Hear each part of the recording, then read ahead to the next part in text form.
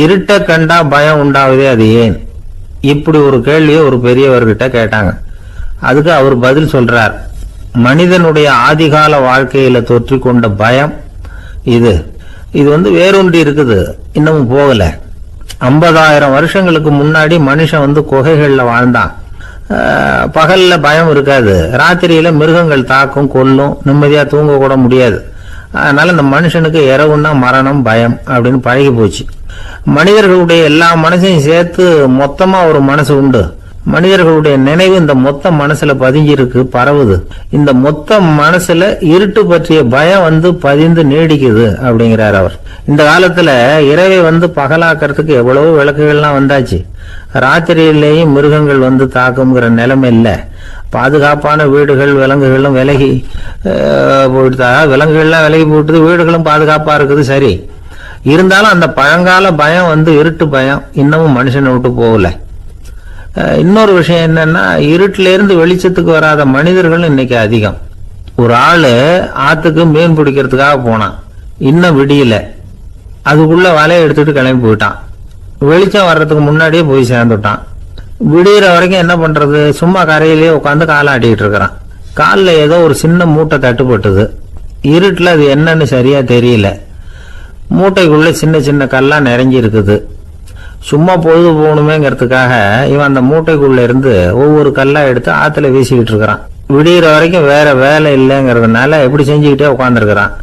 கிழக்க மெதுவா வெளிச்சம் தெரிய ஆரம்பிச்சது, பொழுது விடியறதுக்கான அறிகுறி.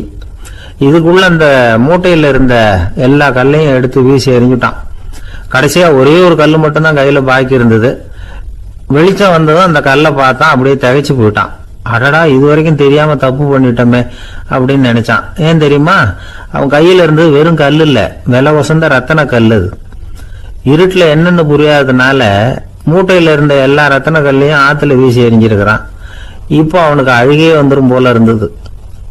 வாழ்க்கைய வசதி ஆக்கிக்கிறதுக்கான வாய்ப்பு அவனுக்கு இருந்தது, இருந்தாலும் இருட்டுல அதை இழந்துட்டான்.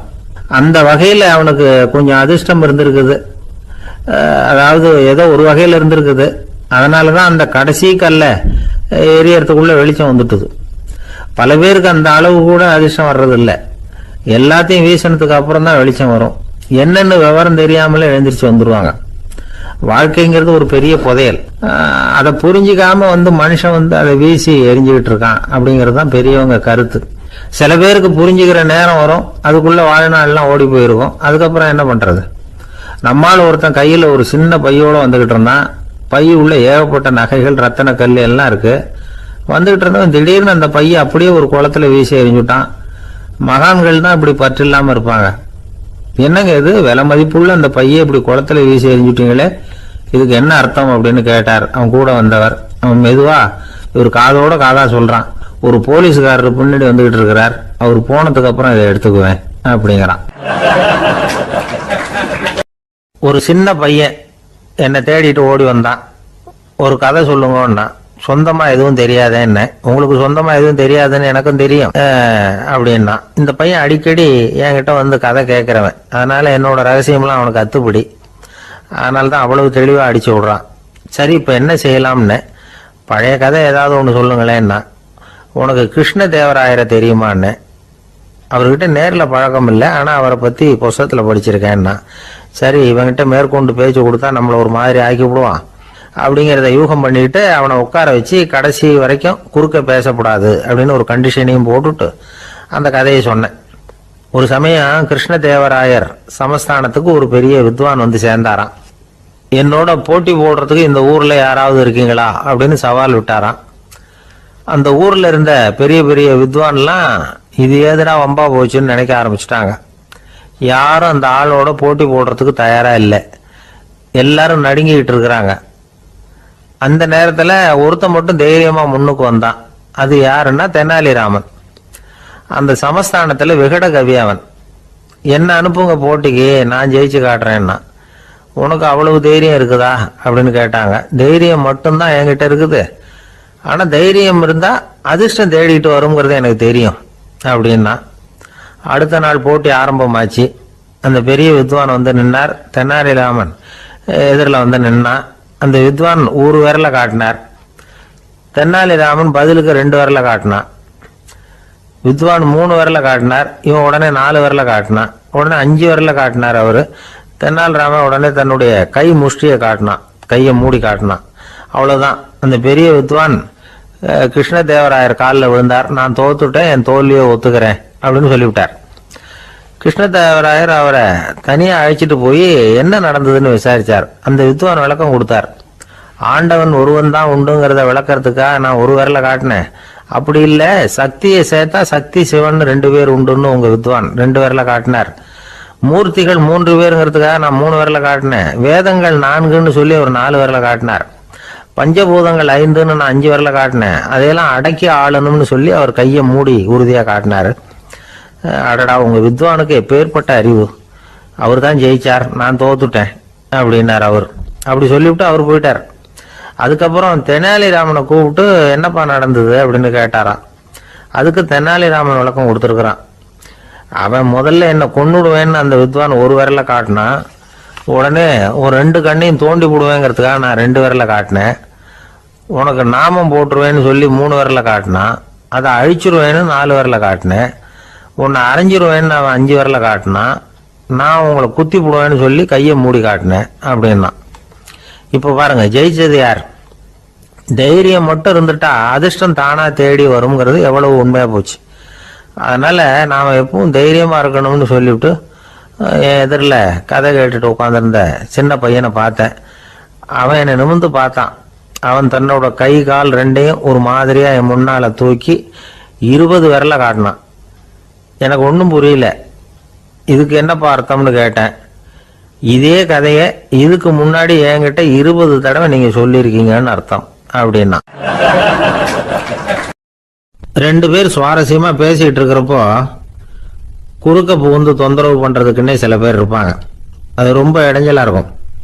இதே மாதிரி மின்காந்தம் கூட குறுக்க புகுந்து தொந்தரவு பண்ணும். கடைசியில் அது ஒரு பெரிய இடைஞ்சல கொண்டாந்து விட்டுரும். சில வீடுகளில் கேபிள் கனெக்ஷன் இல்லாம சில தனியார் டிவி காட்சிகள் தெரியும். அதுக்கு என்ன காரணம்னா இந்த மின்காந்த குறுக்கீடு தான் காரணம். இதைத்தான் சுருக்கமா EMI அப்படின்னு சொல்றாங்க. அதாவது எலக்ட்ரோ மேக்னெட்டிக் இன்டர்ஃபியரன்ஸ். இது ஏற்படக்கூடிய இடங்கள் எது எதுன்னு எடுத்துக்கிட்டா அது ஒரு பெரிய பட்டியலாவே போயிடும். இந்த EMI தொந்தரவு வந்து கேபிள் டிவியில மட்டும்தான் இல்லை, ராக்கெட் ஏவுதளத்தில் உள்ள ரேடார்கள், அங்க உள்ள சில சக்தி வாய்ந்த தொலைத்தொடர்பு சாதனங்கள், விமான தளங்களில் உள்ள ரேடார்கள், கப்பல் தளங்களில் பொருத்தப்பட்டிருக்கக்கூடிய சக்தி வாய்ந்த ஆண்டனாக்கள், இப்படி நிறைய சொல்லலாம். காவல் நிலையங்களில் பயன்படுத்தப்படுகிற வயர்லெஸ் தொடர்பு சாதனங்கள் கூட ஓரளவுக்கு இந்த மின்காந்த அலைகளை வந்து வெளியிடும். நம்ம வீட்டில் உட்காந்துக்கிட்டு ரேடியோ கேட்டுக்கிட்டு இருப்போம் அல்லது டிவி பார்த்துக்கிட்டு இருப்போம். அந்த சமயத்தில் பக்கத்து தெருவில் ஒரு மோட்டார் சைக்கிள் அல்லது காரு, குறிப்பாக பெட்ரோல் இன்ஜின், அது போகிறப்போ அதில் உள்ள மின்கலத்தில் வந்து, அதாவது மேக்னெட்டோ பேட்டரியிலிருந்து வெளிப்படுகிற மின்காந்த அலை இங்கே வந்து டிவியிலையும் ரேடியோவிலையும் கரகரப்பு உண்டு பண்ணும்.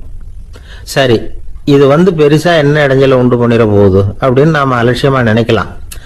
வயசானவங்களுக்கு மறதி நோயின்னு ஒன்று வரும்ல, அல்ஷமீர், அதாவது மூளையில் உள்ள செல்கள் வந்து செயலிழந்து போயிடுறது.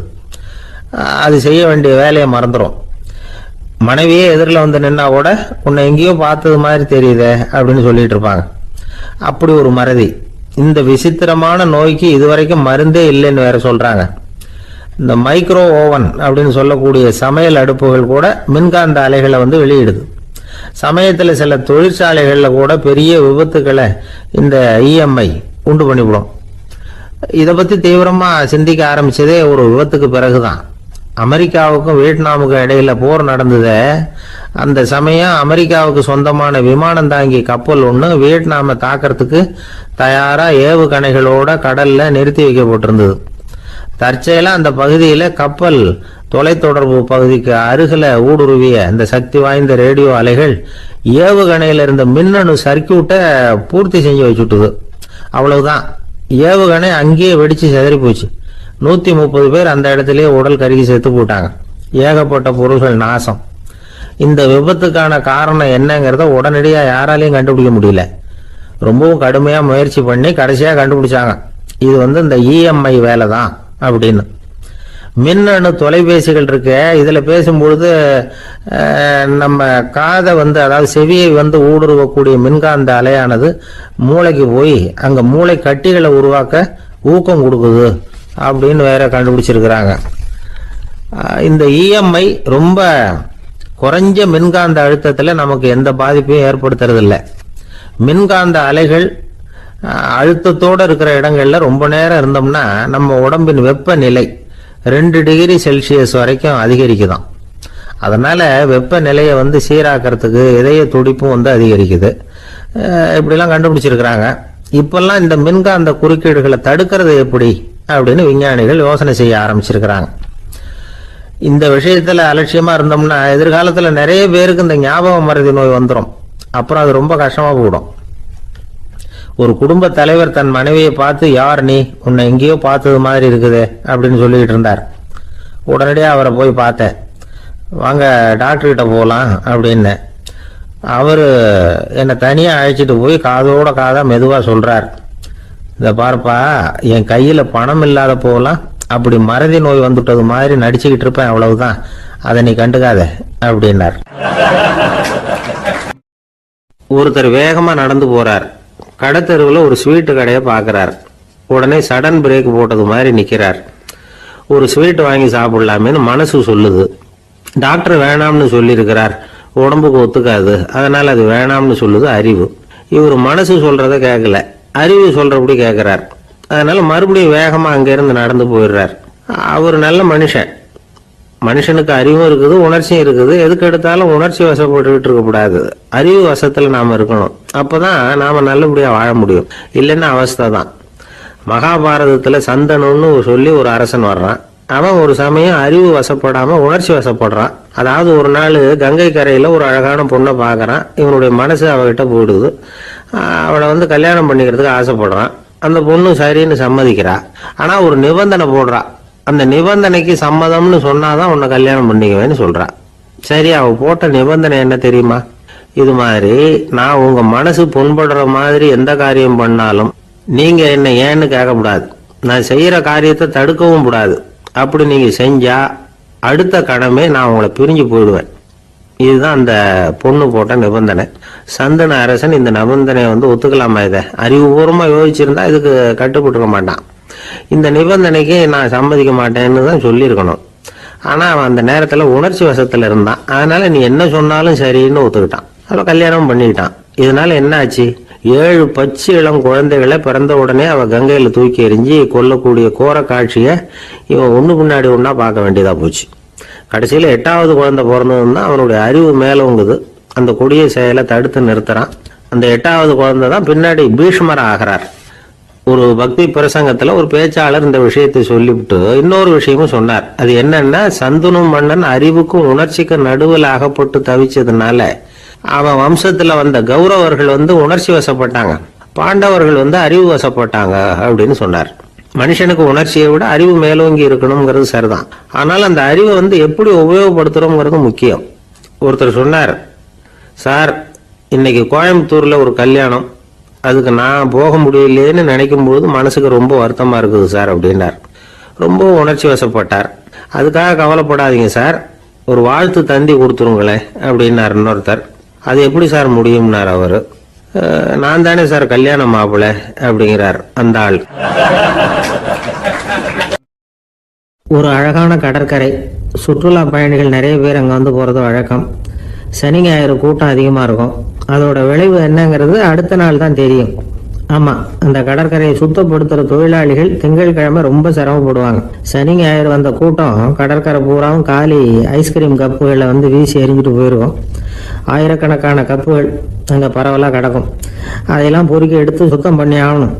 இதனால் திங்கட்கிழமை வேலைக்கு வர்றதுக்கு எல்லாரும் பயப்படுவாங்க. அப்படி ஒரு நிலைமை. பல பேர் அன்னைக்கு லீவ் எடுத்துகிட்டு போயிடுறது வழக்கம். நமக்கு எதுக்கு இன்னைக்கு தொந்தரவுன்னு.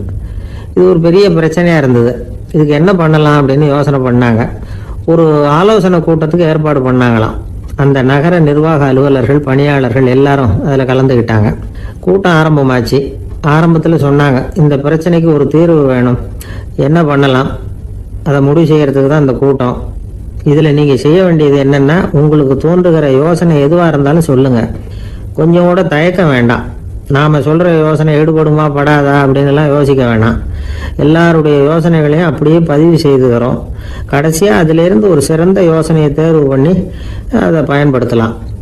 இந்த சந்தர்ப்பத்தில் இன்னொரு முக்கியமான வேண்டுகோள், எவ்வளவு சாதாரணமான யோசனையாக இருந்தாலும் சரி, அது சொல்லும்பொழுது அடுத்தவங்க ஏளனம் செய்யக்கூடாது. இது ஒரு பெரிய யோசனையா அப்படின்னு சொல்லி எதையும் அலட்சியப்படுத்தக்கூடாது. இதுதான் அந்த கூட்டத்தின் ஆரம்பத்தில் செய்யப்பட்ட அறிவிப்பு. உடனே அந்த கூட்டத்தில் இருந்தவங்க ஆளுக்கு ஒரு யோசனை சொல்ல ஆரம்பித்தாங்க. ஒருத்தர் எழுந்திருச்சார், இங்கே வர்ற சுற்றுலா பயணிகள்கிட்ட ஆளுக்கு $10 ஒரு டெபாசிட் மாதிரி வைப்பு பணமாக வாங்கிக்கணும்.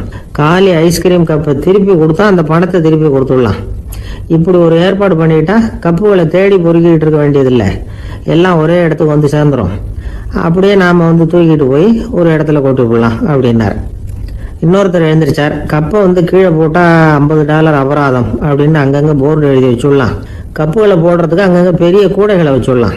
நாம் சாவகாசமாக அந்த கூடைகளை சேகரம் பண்ணிக்கலாம் அப்படின்னாராம். இன்னொருத்தர் எழுந்திரிச்சு கொஞ்சம் கோபமாக பேசினார்.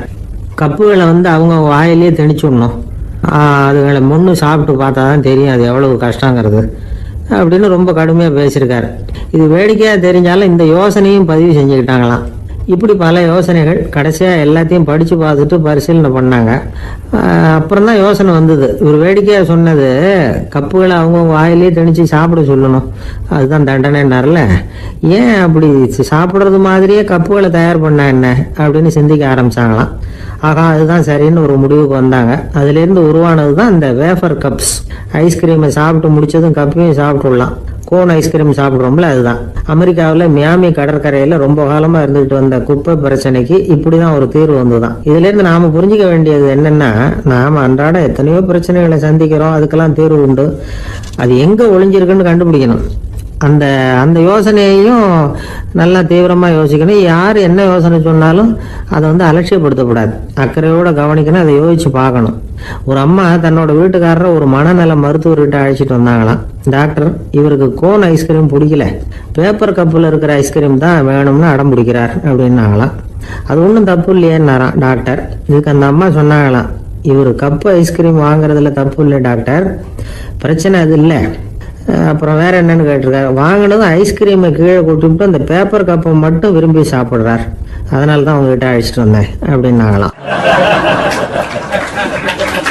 ஒரு நண்பர் வந்தார். ரொம்பவும் இறுக்கமாக உடை அணிஞ்சிருந்தார். அதாவது ஆடைக்குள்ள அவர் மாட்டிக்கிட்டு இருந்தது மாதிரி தெரிஞ்சது. ஏன் துணி குறைச்சலாக எடுத்துட்டீங்களா அப்படின்னு கேட்டோம். இல்லைங்க, எனக்கு எப்பவுமே இறுக்கமாக உடை அணிகிறது தான் பிடிக்கும் அப்படின்னார். ஒருத்தர் எப்படி உடை அணிகிறார் அப்படிங்கிறத வச்சு அந்த ஆள் எப்படிப்பட்டவர் அப்படிங்கிறத கண்டுபிடிச்சிடலாம். உடை அணிகிற விதம் ஒருத்தருடைய மனநிலையை வெளிப்படுத்துதான். இப்போ இறுக்கமான உடை அணிகிறவங்க பொதுவாக மன நிம்மதி இல்லாதவங்களாக இருப்பாங்களாம், கோபக்காரங்களாக இருப்பாங்களாம். ரொம்ப தொலைதொலைப்பாக ஆடை அணிகிறவங்க இருக்கிறாங்கல்ல, அவங்கெல்லாம் அமைதியான ஆளாக இருப்பாங்களாம், சாந்தமாக இருப்பாங்களாம். இவங்கெல்லாம் போராடுறதுக்கு சரியாக வரமாட்டாங்களாம். இப்படி ஒரு கணிப்பு இருக்குது. அதனால தான் போர் வீரர்களுக்கெல்லாம் இறுக்கமான உடையை தான் கொடுக்கறது வழக்கம். ஆனால் சன்னியாசிகளை பாருங்கள், அவங்களுக்கெல்லாம் ரொம்ப தொலை உடைகள் தான். அவங்கெல்லாம் டைட் பேண்ட் போட்டுக்கிட்டு நிற்க மாட்டாங்க சன்னியாசிகள்லாம். அதே மாதிரி சன்னியாசிகள்லாம் காவி உடைய தேர்ந்தெடுக்கிறதுக்கும் காரணம் உண்டு. பல ஆண்டுகள் சோதனை செஞ்சு பார்த்துட்டு தான் சன்னியாசத்துக்கு காவி தான் சரி அப்படின்னு முடிவு பண்ணியிருக்கிறாங்க. இப்போ பௌதீக விஞ்ஞானப்படியும் அதுதான் சரி. அதாவது சூரிய ஒளியில் 7 வண்ணங்கள் உண்டு. ஒரு பொருள் மேலே அது விழும்பொழுது அந்த பொருள் நமக்கு சிவப்பாக தெரிஞ்சதுன்னா அந்த பொருள் சிவப்பை தவிர மற்ற எல்லா நிற கதிர்களையும் உள்வாங்கிக்கிட்டு சிவப்பு நிறத்தை மட்டும் வெளியில் விடுது, அதாவது விலக்கி விடுது. அதனால தான் அந்த பொருள் சிவப்பாக தெரியுது. உடல் ஆரோக்கியத்துக்கு ஓரளவு சிவப்பு தேவைப்படுது. அதனால தான் காவி உடை அணிஞ்சால் சூரிய ஒளி ஓரளவு சிவப்பை விலக்கிவிடும். அதாவது சிவப்பின் பலனும் கிடைக்கும், இந்த சிவப்பின் கெடுதலும் இல்லை அப்படின்னு யோசனை பண்ணாங்க. காவி உதய வேளையின் நிறம். கீழ் வானத்தில் கதிர் உதிக்கிற வேளையில் முதல் ஒளி தோன்றுகிற நேரத்தில் காவி நிறம் தான் கசியும். தியானம் செய்கிறப்போ முதல்ல காணக்கூடிய ஒளி காவி நிறம் தான். தியானத்தின் உச்ச நிலையின் நிறம் நீலம். தியானம் காவி நிறத்தில் ஆரம்பமாகி நீல நிறத்தில் நிறைவடைகிறது அப்படிங்கிறார் ஓஷோ. நீலம் தியான சிகரம். காவி தியான ஆரம்ப குறியீடு, ஒரு சன்னியாசியின் ஆரம்ப தரிசனம் அப்படிங்கிறார் அவர். ஒருத்தர் நாள் பூரா காவி உடைய அணிஞ்சிருந்தா அந்த நிறம் அவருக்கு தியானத்தை பற்றிய நினைவை ஊட்டிக்கிட்டே இருக்கும். இப்படியே ஆடைக்கும் தியானத்துக்கும் இடையில ஒரு தொடர் ஏற்படுது. ஒரு துறவியின் உள்ளார்ந்த பண்பா அது மாறுது. கடை வீதியில ஒரு பொருள் வாங்க போறோம், அது மறந்துடக்கூடாதுங்கிறதுக்காக ஞாபகம் முடிச்சு போட்டுக்கிறோம். அந்த முடிச்சுக்கும் பொருளுக்கும் தொடர்பு இல்லை. ஆனா கடை வீதிக்கு போன உடனே அந்த முடிச்சு அந்த பொருளை ஞாபகப்படுத்துது. அதாவது அந்த முடிச்சு ஒரு தொடர்பு அம்சமா அமையுது. அது மாதிரி தான் காவி உடையும். ஒரு துறவி நடக்கும் பொழுது, சாப்பிடும் பொழுது, குளிக்கும் பொழுது அவருடைய காவி உடை அவருக்கு ஞாபகப்படுத்திக்கிட்டே இருக்கும். அது ஒரு நிலைப்படுத்தப்பட்ட நினைவாக ஞாபகம் முடிச்சாக மாறிடுது. காவி ஆடை இல்லைன்னா ஒருத்தரால துறவியாக முடியாதுன்னு அர்த்தம் இல்லை. அதே நேரத்தில் காவி ஆடையால ஒன்றும் பிரயோஜனம் இல்லை, அதில் ஒன்றும் அர்த்தம் இல்லை அப்படின்னு சொல்லிட முடியாது. இதுதான் உண்மை. இவ்வளவு தூரம் காவி ஆடையை பற்றி சொல்றதுனால எல்லாரும் சன்னியாசியா போடுங்க அப்படின்னு நாம சொல்றதாக யாரும் நினைச்சிடக்கூடாது. மனசுக்கும் நிறத்துக்கும் உள்ள சம்பந்தத்தை தெரிஞ்சுக்கிறதுக்காக தான் இவ்வளவும். நமக்கு தெரிஞ்ச நண்பர் ஒருத்தர் இருக்கிறார், ஆபீஸ்ல வேலை பார்க்குறவர். ஒவ்வொரு மாசமும் 20ஆம் தேதிக்கு பிறகு அவரை போய் பார்த்தீங்கன்னா காவி உடை அணிஞ்சுக்கிட்டு, கண்ணை மூடிக்கிட்டு, கை ரெண்டையும் விரிச்சு வச்சுக்கிட்டு தியானத்திலேயே உட்காந்துருப்பார். ஏன் இப்படி பண்றீங்கன்னு கேட்டேன். அதாவது 20ஆம் தேதிக்கு பிறகு என் கையில் ஒரு பைசா கூட கிடையாது, ஒரு சன்னியாசி லெவலில் இருக்கிறேன், என்கிட்ட எதுவும் செலவுக்கு கேட்காத அப்படின்னு என் மனைவிக்கு நான் சூக்கா உணர்த்துறதுக்காக அப்படி உட்காந்துருப்பேன் அப்படின்னு விளக்கம் கொடுக்குறார் அவர். ஒரு கணவன் மனைவி எப்போ பார்த்தாலும் அவங்க 2 பேருக்கும் இடையில சண்டை வந்துக்கிட்டே இருந்தது. இதில் என்ன ஆச்சரியங்கிறீங்களா? நான் அதுக்காக சொல்ல வரல, இது வேற விஷயம். அதாவது சண்டை போடாமல் இருக்கிறதுக்கு வழி சொல்கிற தகவல் இது. நான் சொன்ன அந்த கணவன் மனைவி எப்படின்னா, கணவன் ஒரு வார்த்தை சொன்னால் மனைவி கிட்ட இருந்து 2 வார்த்தை பதிலாக வரும். இதுக்கு கணவன் கிட்ட இருந்து 4 வார்த்தை பதிலாக வரும். இப்படி வார்த்தைகள் பெருகி போய் கடைசியில் வம்புல முடியும். அந்த அம்மா பொறுத்து பார்த்தாங்க, அவங்களால தாக்கு பிடிக்க முடியல. பக்கத்து வீட்லேயும் ஒரு கணவன் மனைவி இருந்தாங்க, அவங்களுக்குள்ள சண்டை வர்றதில்லை. அது எப்படி அவங்களால மட்டும் சண்டை போடாமல் இருக்க முடியுது அப்படின்னு இந்த அம்மாவுக்கு ஆச்சரியம். ஒரு நாள் நேராக பக்கத்து வீட்டு அம்மாக்கிட்டே போய், ஏம்மா நீங்கள் எப்படி கணவனும் மனைவியும் சண்டை போட்டுக்காமல் இருக்கிறீங்க, அது எப்படி முடியுது உங்களால் அப்படின்னு கேட்டாங்க. அதுக்குன்னு ஒரு மருந்து இருக்குது, அதை சாப்பிட்டா சண்டை வராது அப்படின்னாங்க அவங்க. சரிங்க, அந்த மருந்தை அவர் சாப்பிட மாட்டேன்னு சொல்லிட்டா என்ன பண்ணுறது அப்படின்னு கேட்டிருக்கிறாங்க இவங்க. அந்த மருந்து அவருக்கு இல்லைம்மா, உனக்கு தான் அப்படின்னாங்களாம் அவங்க. அப்படியா, அப்படின்னா கொடுங்க, ரொம்ப நல்லதாக போச்சு. அதை எப்படி சாப்பிட்றதுங்கிற விவரத்தையும் சொல்லுங்கள், எங்கே அது கிடைக்குங்கிறதையும் சொல்லுங்கள், வாங்கிக்கிறேன் அப்படின்னு கேட்டாங்களாம் இவங்க. வேற எங்கேயும் போய் வாங்க வேண்டாம், என்கிட்டே இருக்க அந்த மருந்து அதில் கொஞ்சம் தர்றேன், வாங்கி வச்சுக்க. உன் வீட்டுக்காரர் உன்னோட சண்டையை ஆரம்பிக்கிற போகலாம் நீ இந்த மருந்தில் ஒரு அவுன்ஸ் வாயில் ஊற்றிக்கணும். அதை உடனே குடிச்சிடக்கூடாது, ஒரு 5 நிமிஷமாவது அது வாயில் இருக்கணும், அதுக்கப்புறம் குடிச்சுடலாம் அப்படின்னு சொல்லி ஒரு பாட்டில் மருந்தை இந்த அம்மா கிட்ட கொடுத்து அனுப்புனாங்களாம். மருந்தை எடுத்துக்கிட்டு இந்த அம்மா வீட்டுக்கு வந்திருக்கிறாங்க. வீடு பூட்டி இருந்ததுனால கணவன் வாசல்லையே காத்துக்கிட்டு இருக்கிறான். மனைவியை கண்டதும் சண்டை போட ஆரம்பிச்சிட்டான். வீட்டை பூட்டிவிட்டு எங்கே போய் தொலைஞ்ச, எவ்வளோ நேரமாக ஒரு மனுஷன் வாசல்லையே காத்துட்டு கிடக்கிறது அப்படி இப்படின்னு கத்த ஆரம்பிச்சிட்டான். மனைவி இதுக்கு பதிலே சொல்லலை. அந்த அம்மா பேசாம வீட்டை திறந்தாங்க, சமையல் அறைக்குள்ளே போனாங்க, ஒரு அவுன்ஸ் மருந்தை வாயில் ஊற்றிக்கிட்டாங்க. அன்னைக்கு சண்டை மேற்கொண்டு வளரவே இல்லை, நின்றுட்டுது. மருந்து பரவாயில்ல. அதுக்கப்புறம் பல சந்தர்ப்பங்களில் சண்டை வரும் போல் இருக்கிற போலாம் இந்த மருந்து அதை நிறுத்தியிருக்கு. பிரமாதமான மருந்தாக இருக்குது இதை கொஞ்சம் அதிகமாகவே வாங்கி வீட்டில் வச்சுக்க வேண்டியது தான் அப்படின்னு முடிவு பண்ணிட்டு இந்த அம்மா மறுபடியும் பக்கத்து வீட்டு அம்மாகிட்ட போனாங்க. எவ்வளவு விலையானாலும் சரி, நான் காசு கொடுத்து வாங்கி வச்சுக்கிறேன், எந்த கடையில் இருக்குது இந்த மருந்து சொல்லுங்க அப்படின்னு கேட்டாங்க. இந்த மருந்துக்கு விலையே கிடையாதுங்க, இலவசமாகவே கிடைக்கும்னாங்களாம் அவங்க. அது எப்படி விலை இல்லாமல் இதை விற்க முடியுது அப்படின்னு கேட்டாங்களாம் இவங்க. அது மருந்தாக இருந்தால் தானே விலை வைக்கிறதுக்கு, அது வெறும் தண்ணி தானே அப்படின்னாங்களாம். வெறும் தண்ணியா சண்டையை நிறுத்துது அப்படின்ட்டு இருக்காங்க இவங்க.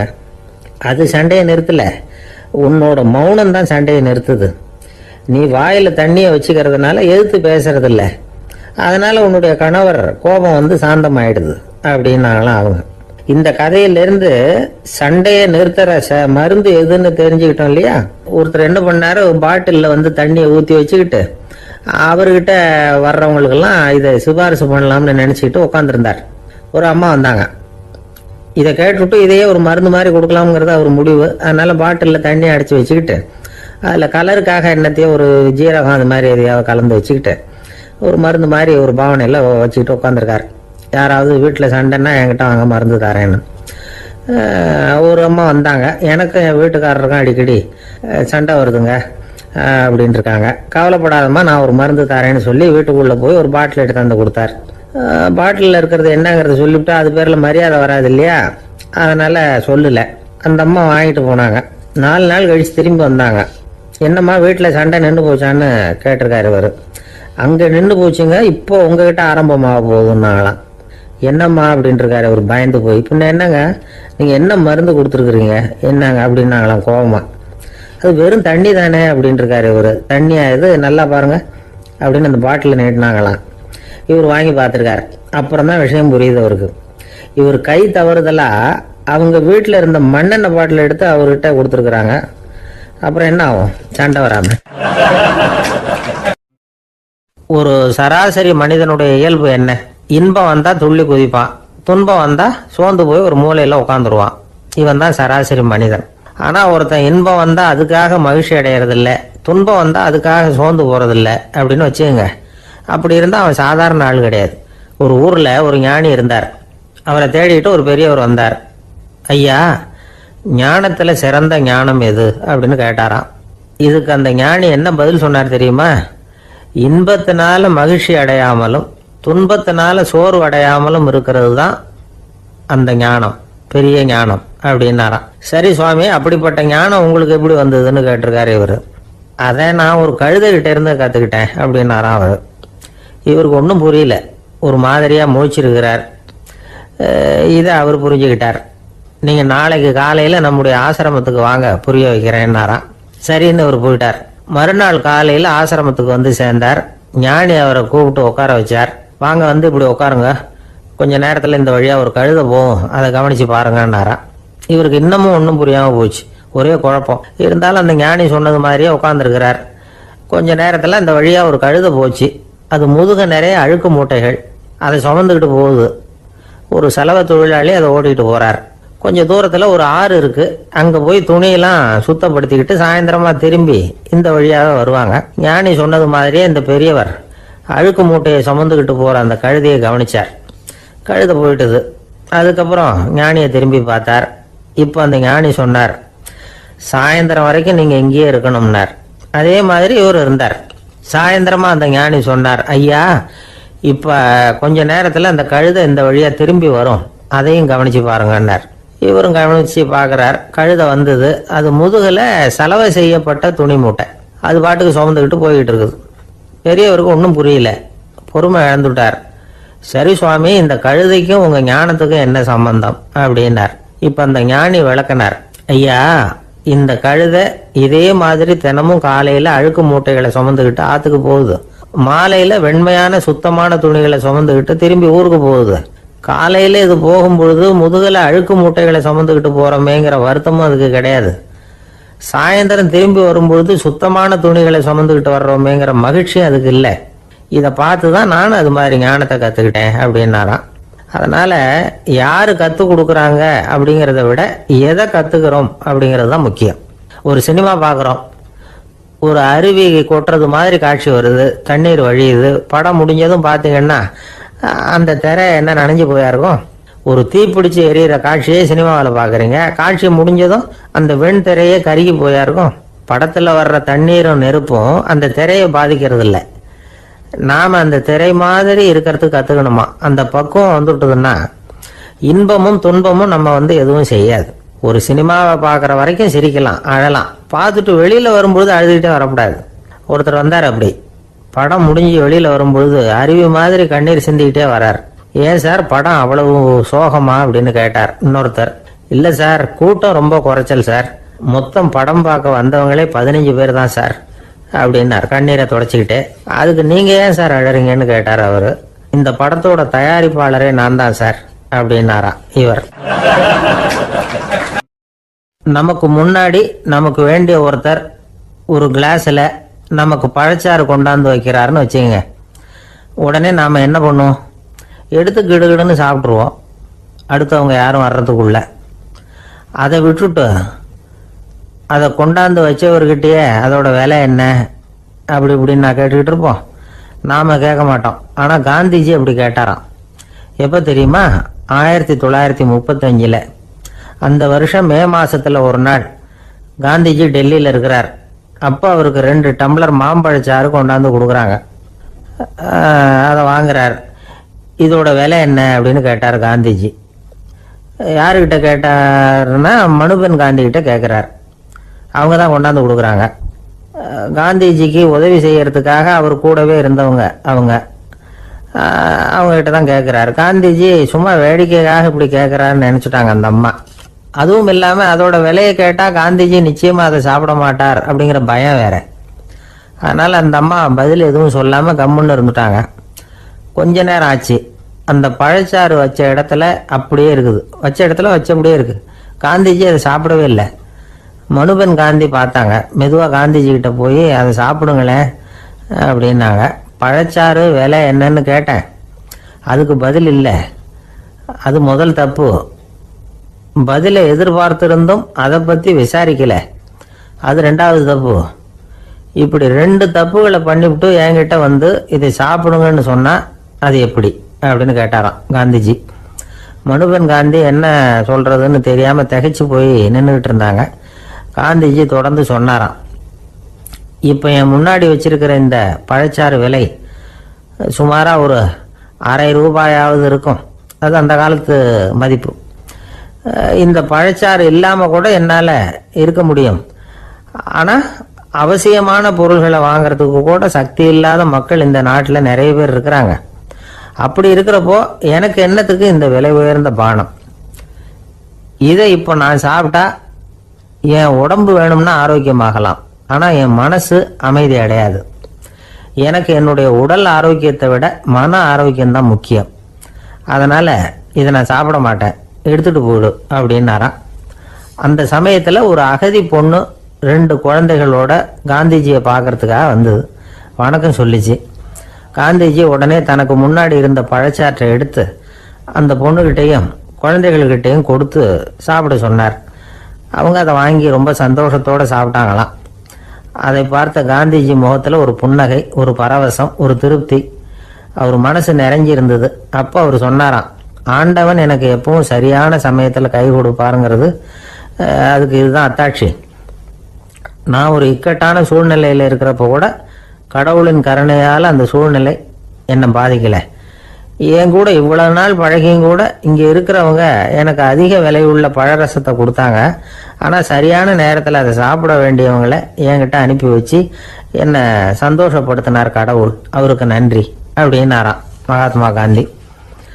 உடல் ஆரோக்கியத்தை விட மன ஆரோக்கியம்தான் எனக்கு முக்கியம்னு சொன்னார் பாருங்க. நாம் எல்லாரும் மனப்பூர்வமாக இன்னைக்கு சிந்திச்சு பார்க்கணும். இந்த காலத்தில் எல்லாரும் அப்படியா நினைக்கிறாங்க? எனக்கு தெரிஞ்ச ஒருத்தர் இருந்தார். தினமும் காலையில் ஒரு காபி சாப்பிட உட்கார்ற நேரத்தில் பக்கத்து வீட்டுக்காரர் வந்து சேருவார் கரெக்டாக. உடனே அவரும் தனக்குன்னு வந்திருக்கிற காப்பியை எடுத்து மனப்பூர்வமாக பக்கத்து வீட்டுக்காரர்கிட்ட கொடுத்துருவார். அதுக்கப்புறம் அவருக்காக வேற காப்பி போட்டு கொண்டாந்து கொடுத்தாலும் வேண்டான்னு சொல்லிடுவார். ஆண்டவனாக பார்த்து சரியான நேரத்தில் அவரை எங்கள் வீட்டுக்கு தினமும் அனுப்பி வைக்கிறார் அப்படிம்பார். ஏன் அப்படி சொல்கிறீங்க அப்படின்னு கேட்டோம் ஒரு நாள். அதுக்கு அவர் சொல்கிறார், எனக்கு என்னோட உடல் ஆரோக்கியம்தான் முக்கியம். இதை கடவுள் புரிஞ்சுக்கிட்டு எங்கள் வீட்டு காப்பியை சாப்பிட்றதுக்கு தினமும் அடுத்த வீட்டுக்காரனை அனுப்பி வைக்கிறார் அப்படின்னார் அவர். ஒரு நீதிமன்றம், அங்கே ஒரு கொலை வழக்கு சம்பந்தமாக விசாரணை நடந்துகிட்டு இருக்குது. அந்த வழக்கறிஞர் ரொம்ப தீவிரமாக வாதாடிக்கிட்டு இருக்கிறார். தன்னுடைய கட்சிக்காரர் நிரபராதிங்கிறது அவருக்கு நல்லா தெரியும். அதனால தான் அவர் சார்பாக வாதாடுறதுக்கே ஒத்துக்கிட்டார். அப்படி அவர் மும்முரமாக வாதாடிக்கிட்டு இருக்கிற சமயத்தில் அவசரமாக தந்தி ஒன்று வந்து சேர்ந்தது. அதை வாங்கி படித்து பார்த்தார். அதுக்கப்புறம் அதை மடித்து தன்னுடைய கோட்டு பையில் வச்சுக்கிட்டு தொடர்ந்து வாதாட ஆரம்பிச்சிட்டார். பேசி முடித்தார். அதுக்கப்புறம் அங்கே கோர்ட்டில் இருந்த சக வக்கீல்கள் அவர்கிட்ட வந்தாங்க. தந்தி ஒன்று வந்தது, என்ன விஷயம் அப்படின்னு விசாரிச்சாங்களாம். அப்போ அவர் சொல்லியிருக்கிறார், ஊரில் சிகிச்சைக்காக போயிருந்த என்னுடைய மனைவி இறந்து போனதாக தந்தி வந்திருக்குது அப்படின்னாராம். மற்ற வக்கீல்களுக்கு அதிர்ச்சி. என்னங்க இது, மனைவி இறந்ததை விட கேஸு முக்கியமா உங்களுக்கு அப்படின்னு கேட்டிருக்கிறாங்க. இறந்து போன என் மனைவி மறுபடியும் திரும்பி வர போறதில்ல. ஆனா என்னுடைய கட்சிக்காரர் ஒரு கொலை வழக்கில் மாட்டிக்கிட்டார். அவரும் நிரபராதி. அவர் உசிரை நான் காப்பாற்ற வேணாமா? இதுதான் என்னுடைய கடமை அப்படின்னாராம். இப்படி இவர் சொன்னதும் எல்லாரும் அப்படியே தகைச்சு போய் நின்றுட்டாங்களாம். சரி, கடமைக்கு முக்கியத்துவம் கொடுத்த அந்த வழக்கறிஞர் யார் தெரியுமா? அவர் தான் இரும்பு மனிதர் சர்தார் வல்லபாய் பட்டேல். குஜராத் மாநிலத்தில் 1875 அக்டோபர் 31 அன்றைக்கு ஜாவேரி பாய் அப்படிங்கிறவருக்கு 4வது பிள்ளையா அவர் பிறந்தாராம். இந்த ஜாவேரி பாய் யார் தெரியுமா? ஜான்சி ராணி லட்சுமி பாய் போர் படையில் ஒரு வீரரா பணிபுரிஞ்சவர். இளம் வயசுல வல்லபாய் பட்டேல் ரொம்ப சிரமப்பட்டு படிச்சிருக்கார். விடாமுயற்சி வெற்றியை கொடுத்தது. கல்லூரியிலையும் காலடி வச்சார். அதுக்கப்புறம் வக்கீல் பட்டத்தையும் வாங்கினார். பிரிட்டிஷ் ஆட்சி நடந்துகிட்டு இருந்த சமயம் குஜராத்தை சேர்ந்த பர்டோலி தாலுகாவில் விவசாயிகள் மேலே அரசாங்கம் திடீர்னு நில வரியை வசூலிட்டு தான். ஏழை விவசாயிகள் ரொம்ப கஷ்டப்பட்டிருக்காங்க. அரசாங்கம் வரி செலுத்தாத விவசாயிகளின் நிலங்களை எல்லாம் ஜப்தி செஞ்சுதான். அரசாங்கத்தை எதிர்க்கிறவங்களையெல்லாம் கைது பண்ணி சிறையில் அடைச்சுட்டாங்களாம். சில பேர் வீடு வாசல் ஆடு மாட்டையெல்லாம் விற்று கூட வரி கட்ட வேண்டிய நிலைமைக்கு ஆளாயிட்டாங்க. வழக்கறிஞர் வல்லபாய் பட்டேல் நில வரியை உடனே ரத்து பண்ணணும் அப்படின்னு பம்பாய் கவர்னருக்கு ஒரு கடிதம் எழுதினார். எந்த பலனும் இல்லை. உடனே எல்லா விவசாயிகளையும் அணி திரட்டினார். அதுக்கு தானே தலைமை தாங்கினார். சத்தியாகிரகம் நடத்தினார். அந்த பகுதியில் எந்த வேலையும் நடக்கலை. வேற வழி இல்லை. ஆட்சியாளர்கள் உடனே வரியை ரத்து பண்ணாங்க. சிறையில் இருந்தவங்களெல்லாம் வெளில விட்டாங்க. 1928 ஆகஸ்ட் 6 சர்க்காருக்கும் விவசாயிகளுக்கும் இடையில ஒரு உடன்பாடு ஏற்பட்டது. அதுக்கப்புறம் தான் நிலைமை சரியா போச்சான். வல்லபாய் பட்டேலின் பொது சேவையை பாராட்டின பொதுமக்கள் அவருக்கு சர்தார் அப்படிங்கிற பட்டத்தை கொடுத்தாங்களாம். சர்தார்னா தலைவர் அல்லது தளபதினு அர்த்தம். இரும்பு மனிதர்னு இவருக்கு பேர். இருந்தாலும் நகைச்சுவை உணர்வும் இவருக்கு நிறைய உண்டு. ஒரு தடவை ஒரு பத்திரிகை நிருபர் வந்திருக்கார். சர்தார் பட்டேல் கிட்ட அவருக்கு பிடிச்ச பண்பாடு கலாச்சாரம் எது அப்படின்னு கேட்கணும்னு ஆசை. அதனால அவரை பார்த்து கேட்டாராம், ஏங்க உங்களுக்கு பிடிச்ச கல்ச்சர் எது அப்படின்னு கேட்டிருக்கார். இதுக்கு சர்தார் பட்டேல் சொன்ன பதில் என்ன தெரியுமா? எனக்கு பிடிச்ச கல்ச்சர் அக்ரிகல்ச்சர் அப்படின்னாராம். தானத்துல சிறந்தது எது அப்படின்னு ஒரு கேள்வியை கேட்டு தானத்துல சிறந்தது நிதானம் அப்படின்னு அதுக்கு ஒரு பதிலும் சொல்றவங்க உண்டு. நிதானம் ரொம்ப அவசியம். அதுவும் இன்றைய உலகத்துக்கு ரொம்ப அவசியம். இன்னைக்கு உலகம் ரொம்ப பரபரப்பா போய்கிட்டு இருக்குது. பொறுமையா இருக்கணும்னு நினைக்கிறவங்களால கூட அப்படி இருக்க முடியறதில்ல. பொறுமையை சோதிக்கிறது மாதிரி பல சம்பவங்கள். அதையெல்லாம் சந்திச்சே தீர வேண்டி இருக்குது. எங்க போனாலும் கியூல நிக்க வேண்டியிருக்குது. எங்க போனாலும் காத்துக்கிட்டு இருக்க வேண்டியிருக்கு. ஆபீஸ்லயோ வீட்லயோ கூட நீங்க நிதானமா பொறுமையா நடந்துக்க தெரியலன்னா உங்களுக்கு சிடுமூஞ்சி முசுடு இப்படிலாம் பேர் வச்சிருவாங்க. அது உங்களுக்கு தேவையா? சரி, வாழ்க்கையில் பொறுமைசாலின்னு பேர் வாங்கறதுக்கு என்ன வழி? முதல் பாயிண்ட், நீங்க நினைக்கிறது, எதிர்பார்க்கறது, செய்யறது எல்லாமே 100% கரெக்டா நடக்கணும்னு ஆசைப்படக்கூடாது. எதுவா இருந்தாலும் அதுல ஓரளவுக்கு தவறு நடக்கலாம் அப்படிங்கறத எதிர்பார்த்தே இருக்கணும். ஓரளவுக்கு அதை அனுமதிக்கணும். ஒரு நண்பரை 6 மணிக்கு ஒரு இடத்துக்கு வர சொல்லி இருக்கிறீங்க. 6 மணிக்கு அவர் வரல. உடனே பொறுமை இழந்து நடந்துக்க கூடாது. ஒரு 10 நிமிஷம் டிலே ஆகலாம். ஒரு வர்ற வழியில பஸ்ஸு கூட ஏதாவது டிராஃபிக்ல மாட்டிருக்கலாம். அதெல்லாம் எதிர்பார்த்தே கொஞ்சம் காத்திருக்கிறதுல ஒன்றும் தப்பு இல்லை. சில சமயம் டிலே ஆகிறது கூட நல்லதா முடியும். ஒரு பஸ்ஸை தவற விட்டுட்டு ஐயோ கொஞ்சம் ஒரு 2 நிமிஷம் முன்னாடி வந்திருந்தா பிடிச்சிருக்கலாமே அப்படின்னு தவிச்சுக்கிட்டு இருப்பாங்க சில பேர். அடுத்தபடியா வர்ற பஸ் நேரடியா நீங்க போக வேண்டிய இடத்துக்கே கொண்டு போய் விடுற பஸ்ஸா கூட இருக்கலாம். அது உங்களுக்கு முன்னாடி தெரியாதுல்ல. சில நெருக்கடியான சூழ்நிலைகளை தமாஷா எடுத்துக்கிறதுக்கு பழகிக்கணும். சில இடங்களுக்கு போறப்ப காத்திருக்கிறதுக்கு நம்ம மனசை தயார்படுத்திக்கிட்டே போகணும். ஒரு ரயிலுக்கோ பஸ்ஸுக்கோ அல்லது விமானத்துக்கோ கப்பல் பிரயாணத்துக்கோ போறப்போ அங்க போய் நீங்க மணிக்கணக்கில் கூட காத்துக்கிட்டு தான் இருக்கணும். புறப்படுற நேரம் கூட மாறலாம். நீங்க போய் சேர்ந்ததும் அது உடனே புறப்படணும்னு கட்டாயமா என்ன? அது மாதிரி சமயத்துல படிக்கிறதுக்குன்னு சில சுவாரஸ்யமான புத்தகங்களையும் கையில் எடுத்துக்கலாம். உங்களை சுத்தி எவ்வளவோ சுவாரஸ்யமான சம்பவங்கள் நடந்துகிட்டு இருக்குதுல்ல, அதையெல்லாம் வேடிக்கை பாருங்க.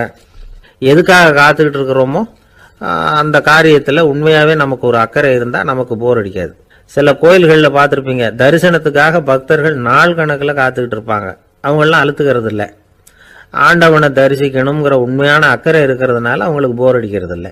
ஆனால் சில சினிமா தியேட்டரில் கூட பார்க்கலாமே, சினிமா கியூ கூட அப்படிதான். சாயந்தரம் 6 மணி ஆட்டத்துக்கு காலம்பரம் 6 மணிக்கே போய் கூட காத்துக்கிட்டு இருப்பாங்க. அவங்களுக்கெல்லாம் போர் அடிக்காது, படம் பார்க்குற ஆர்வம். இன்னொரு முக்கியமான விஷயத்த நாம் பழக்கப்படுத்திக்கணும்.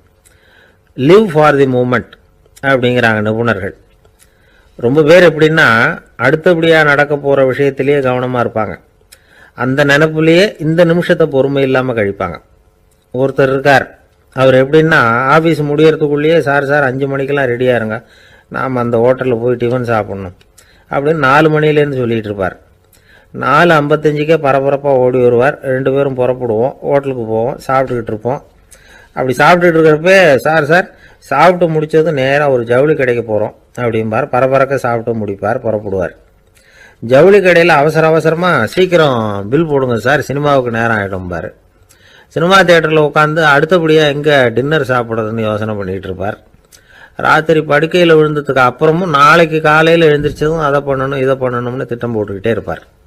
அதாவது எப்பவும் அடுத்த நிமிஷம், அடுத்த நாள், அடுத்த வாரம், அடுத்த வருஷம், இதுதான் அவங்க சிந்தனை.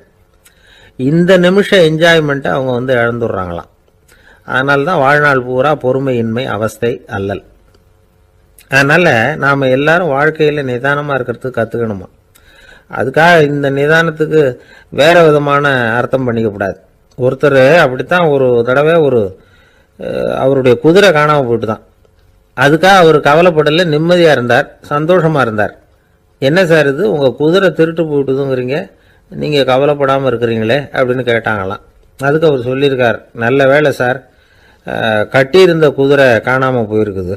நான் அது மேலே உட்காந்துருக்கிற சமயம் அது காணாமல் போயிருந்ததுன்னா, திருட்டு போயிருந்ததுன்னா நானும் சேர்ந்தில் காணாமல் போயிருப்பேன் அப்படின்னாராம். எவ்வளவு நிதானமான ஆள் பாருங்க. ஒரு நண்பர் சினிமா படம் தயாரிக்கிறவர், அவர்கிட்ட ஒரு நாள் பேசிக்கிட்டு இருந்தேன். அது எப்படி சார், நீங்கள் எடுக்கிற எந்த படமும் கையை கடிக்காத அளவுக்கு எடுத்துடுறீங்களே, அது எப்படின்னு கேட்டேன். அது ஒன்றும் பெரிய விஷயம் இல்லை சார், பெண்களுக்குன்னு சில உருக்கமான காட்சிகள், இளைஞர்களுக்குன்னு சில நடனங்கள், அடிதடி காட்சிகள், அப்புறம் வயசானவங்களுக்குன்னு சில ஆன்மீக காட்சிகள், சின்ன பிள்ளைங்களுக்கு சிரிப்பு, இப்படி எல்லாமும் சேர்த்து நான் படம் எடுக்கிறேன். மசாலா படம்னு பேர்.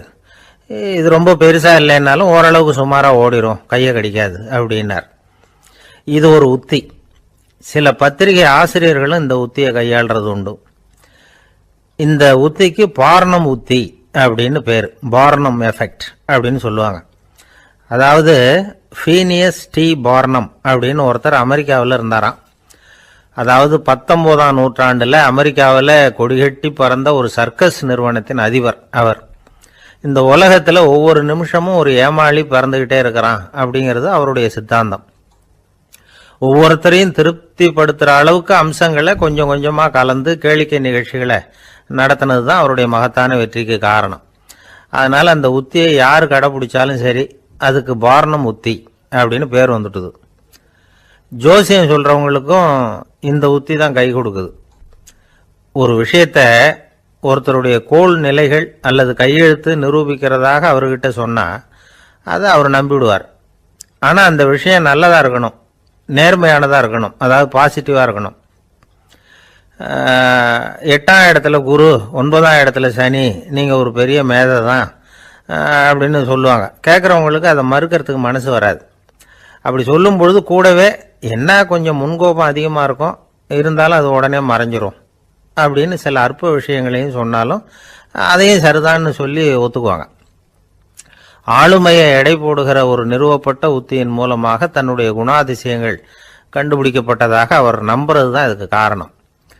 இந்த மாதம் பணத்தட்டுப்பாடு கொஞ்சம் இருக்கும், உடம்புல ஏதாவது கொஞ்சம் அசௌகரியம் இருக்கும், வீட்டுக்குள்ளே லேசாக மனஸ்தாபம் வரலாம், இது மாதிரி பொதுப்படையாக சிலதை சொன்னாலே போதும், மக்களை நம்ப வச்சுடலாம். இதெல்லாம் நமக்கு மட்டும்தான் ஏற்படுது அப்படின்னு சொல்லி அவங்க நினைக்கிறது தான் காரணம். இதுதான் பார்னம் உத்திங்கிறது. மனிதர்கள் பாராட்டுக்களை விரும்புகிறதும் விமர்சனங்களை வெறுக்கிறதும் பார்னம் உத்தியின் அடுத்த கூறு. அதனால் ஒருத்தருக்கு ஜோசியம் சொன்னாலும் சரி, அவருடைய ஆளுமையை மதிப்பிடுறதாக இருந்தாலும் சரி, அவரை புகழற மாதிரி இருந்தாலும் சரி, அப்படி இருந்தால் தான் அது சரியாக இருக்கும். சாதகமான விஷயங்களை அதிகமாகவும் பாதகமான விஷயங்களை நாசூக்காகவும் சொன்னால் மக்கள் அதை நம்பிடுவாங்க. ஒருத்தரை கருமின்னு சொன்னா ஏத்துக்க மாட்டார். அதையே கொஞ்சம் மாத்தி நீங்க கொஞ்சம் சிக்கனமான ஆசாமி அப்படின்னு சொன்னா நீங்க சொல்றது சரிதான் சார் அப்படிம்பார். நீங்க பெரிய செலவாளி தான், இருந்தாலும் நல்ல விஷயங்களுக்கு தான் செலவழிப்பீங்க அப்படின்னு சொல்லணும். இப்படி இந்த வாரணம் உத்தியை கடைபிடிச்சு இன்னைக்கு வெற்றிகரமா காலம் தள்ளுறவங்க நிறைய பேர் இருக்கிறாங்க.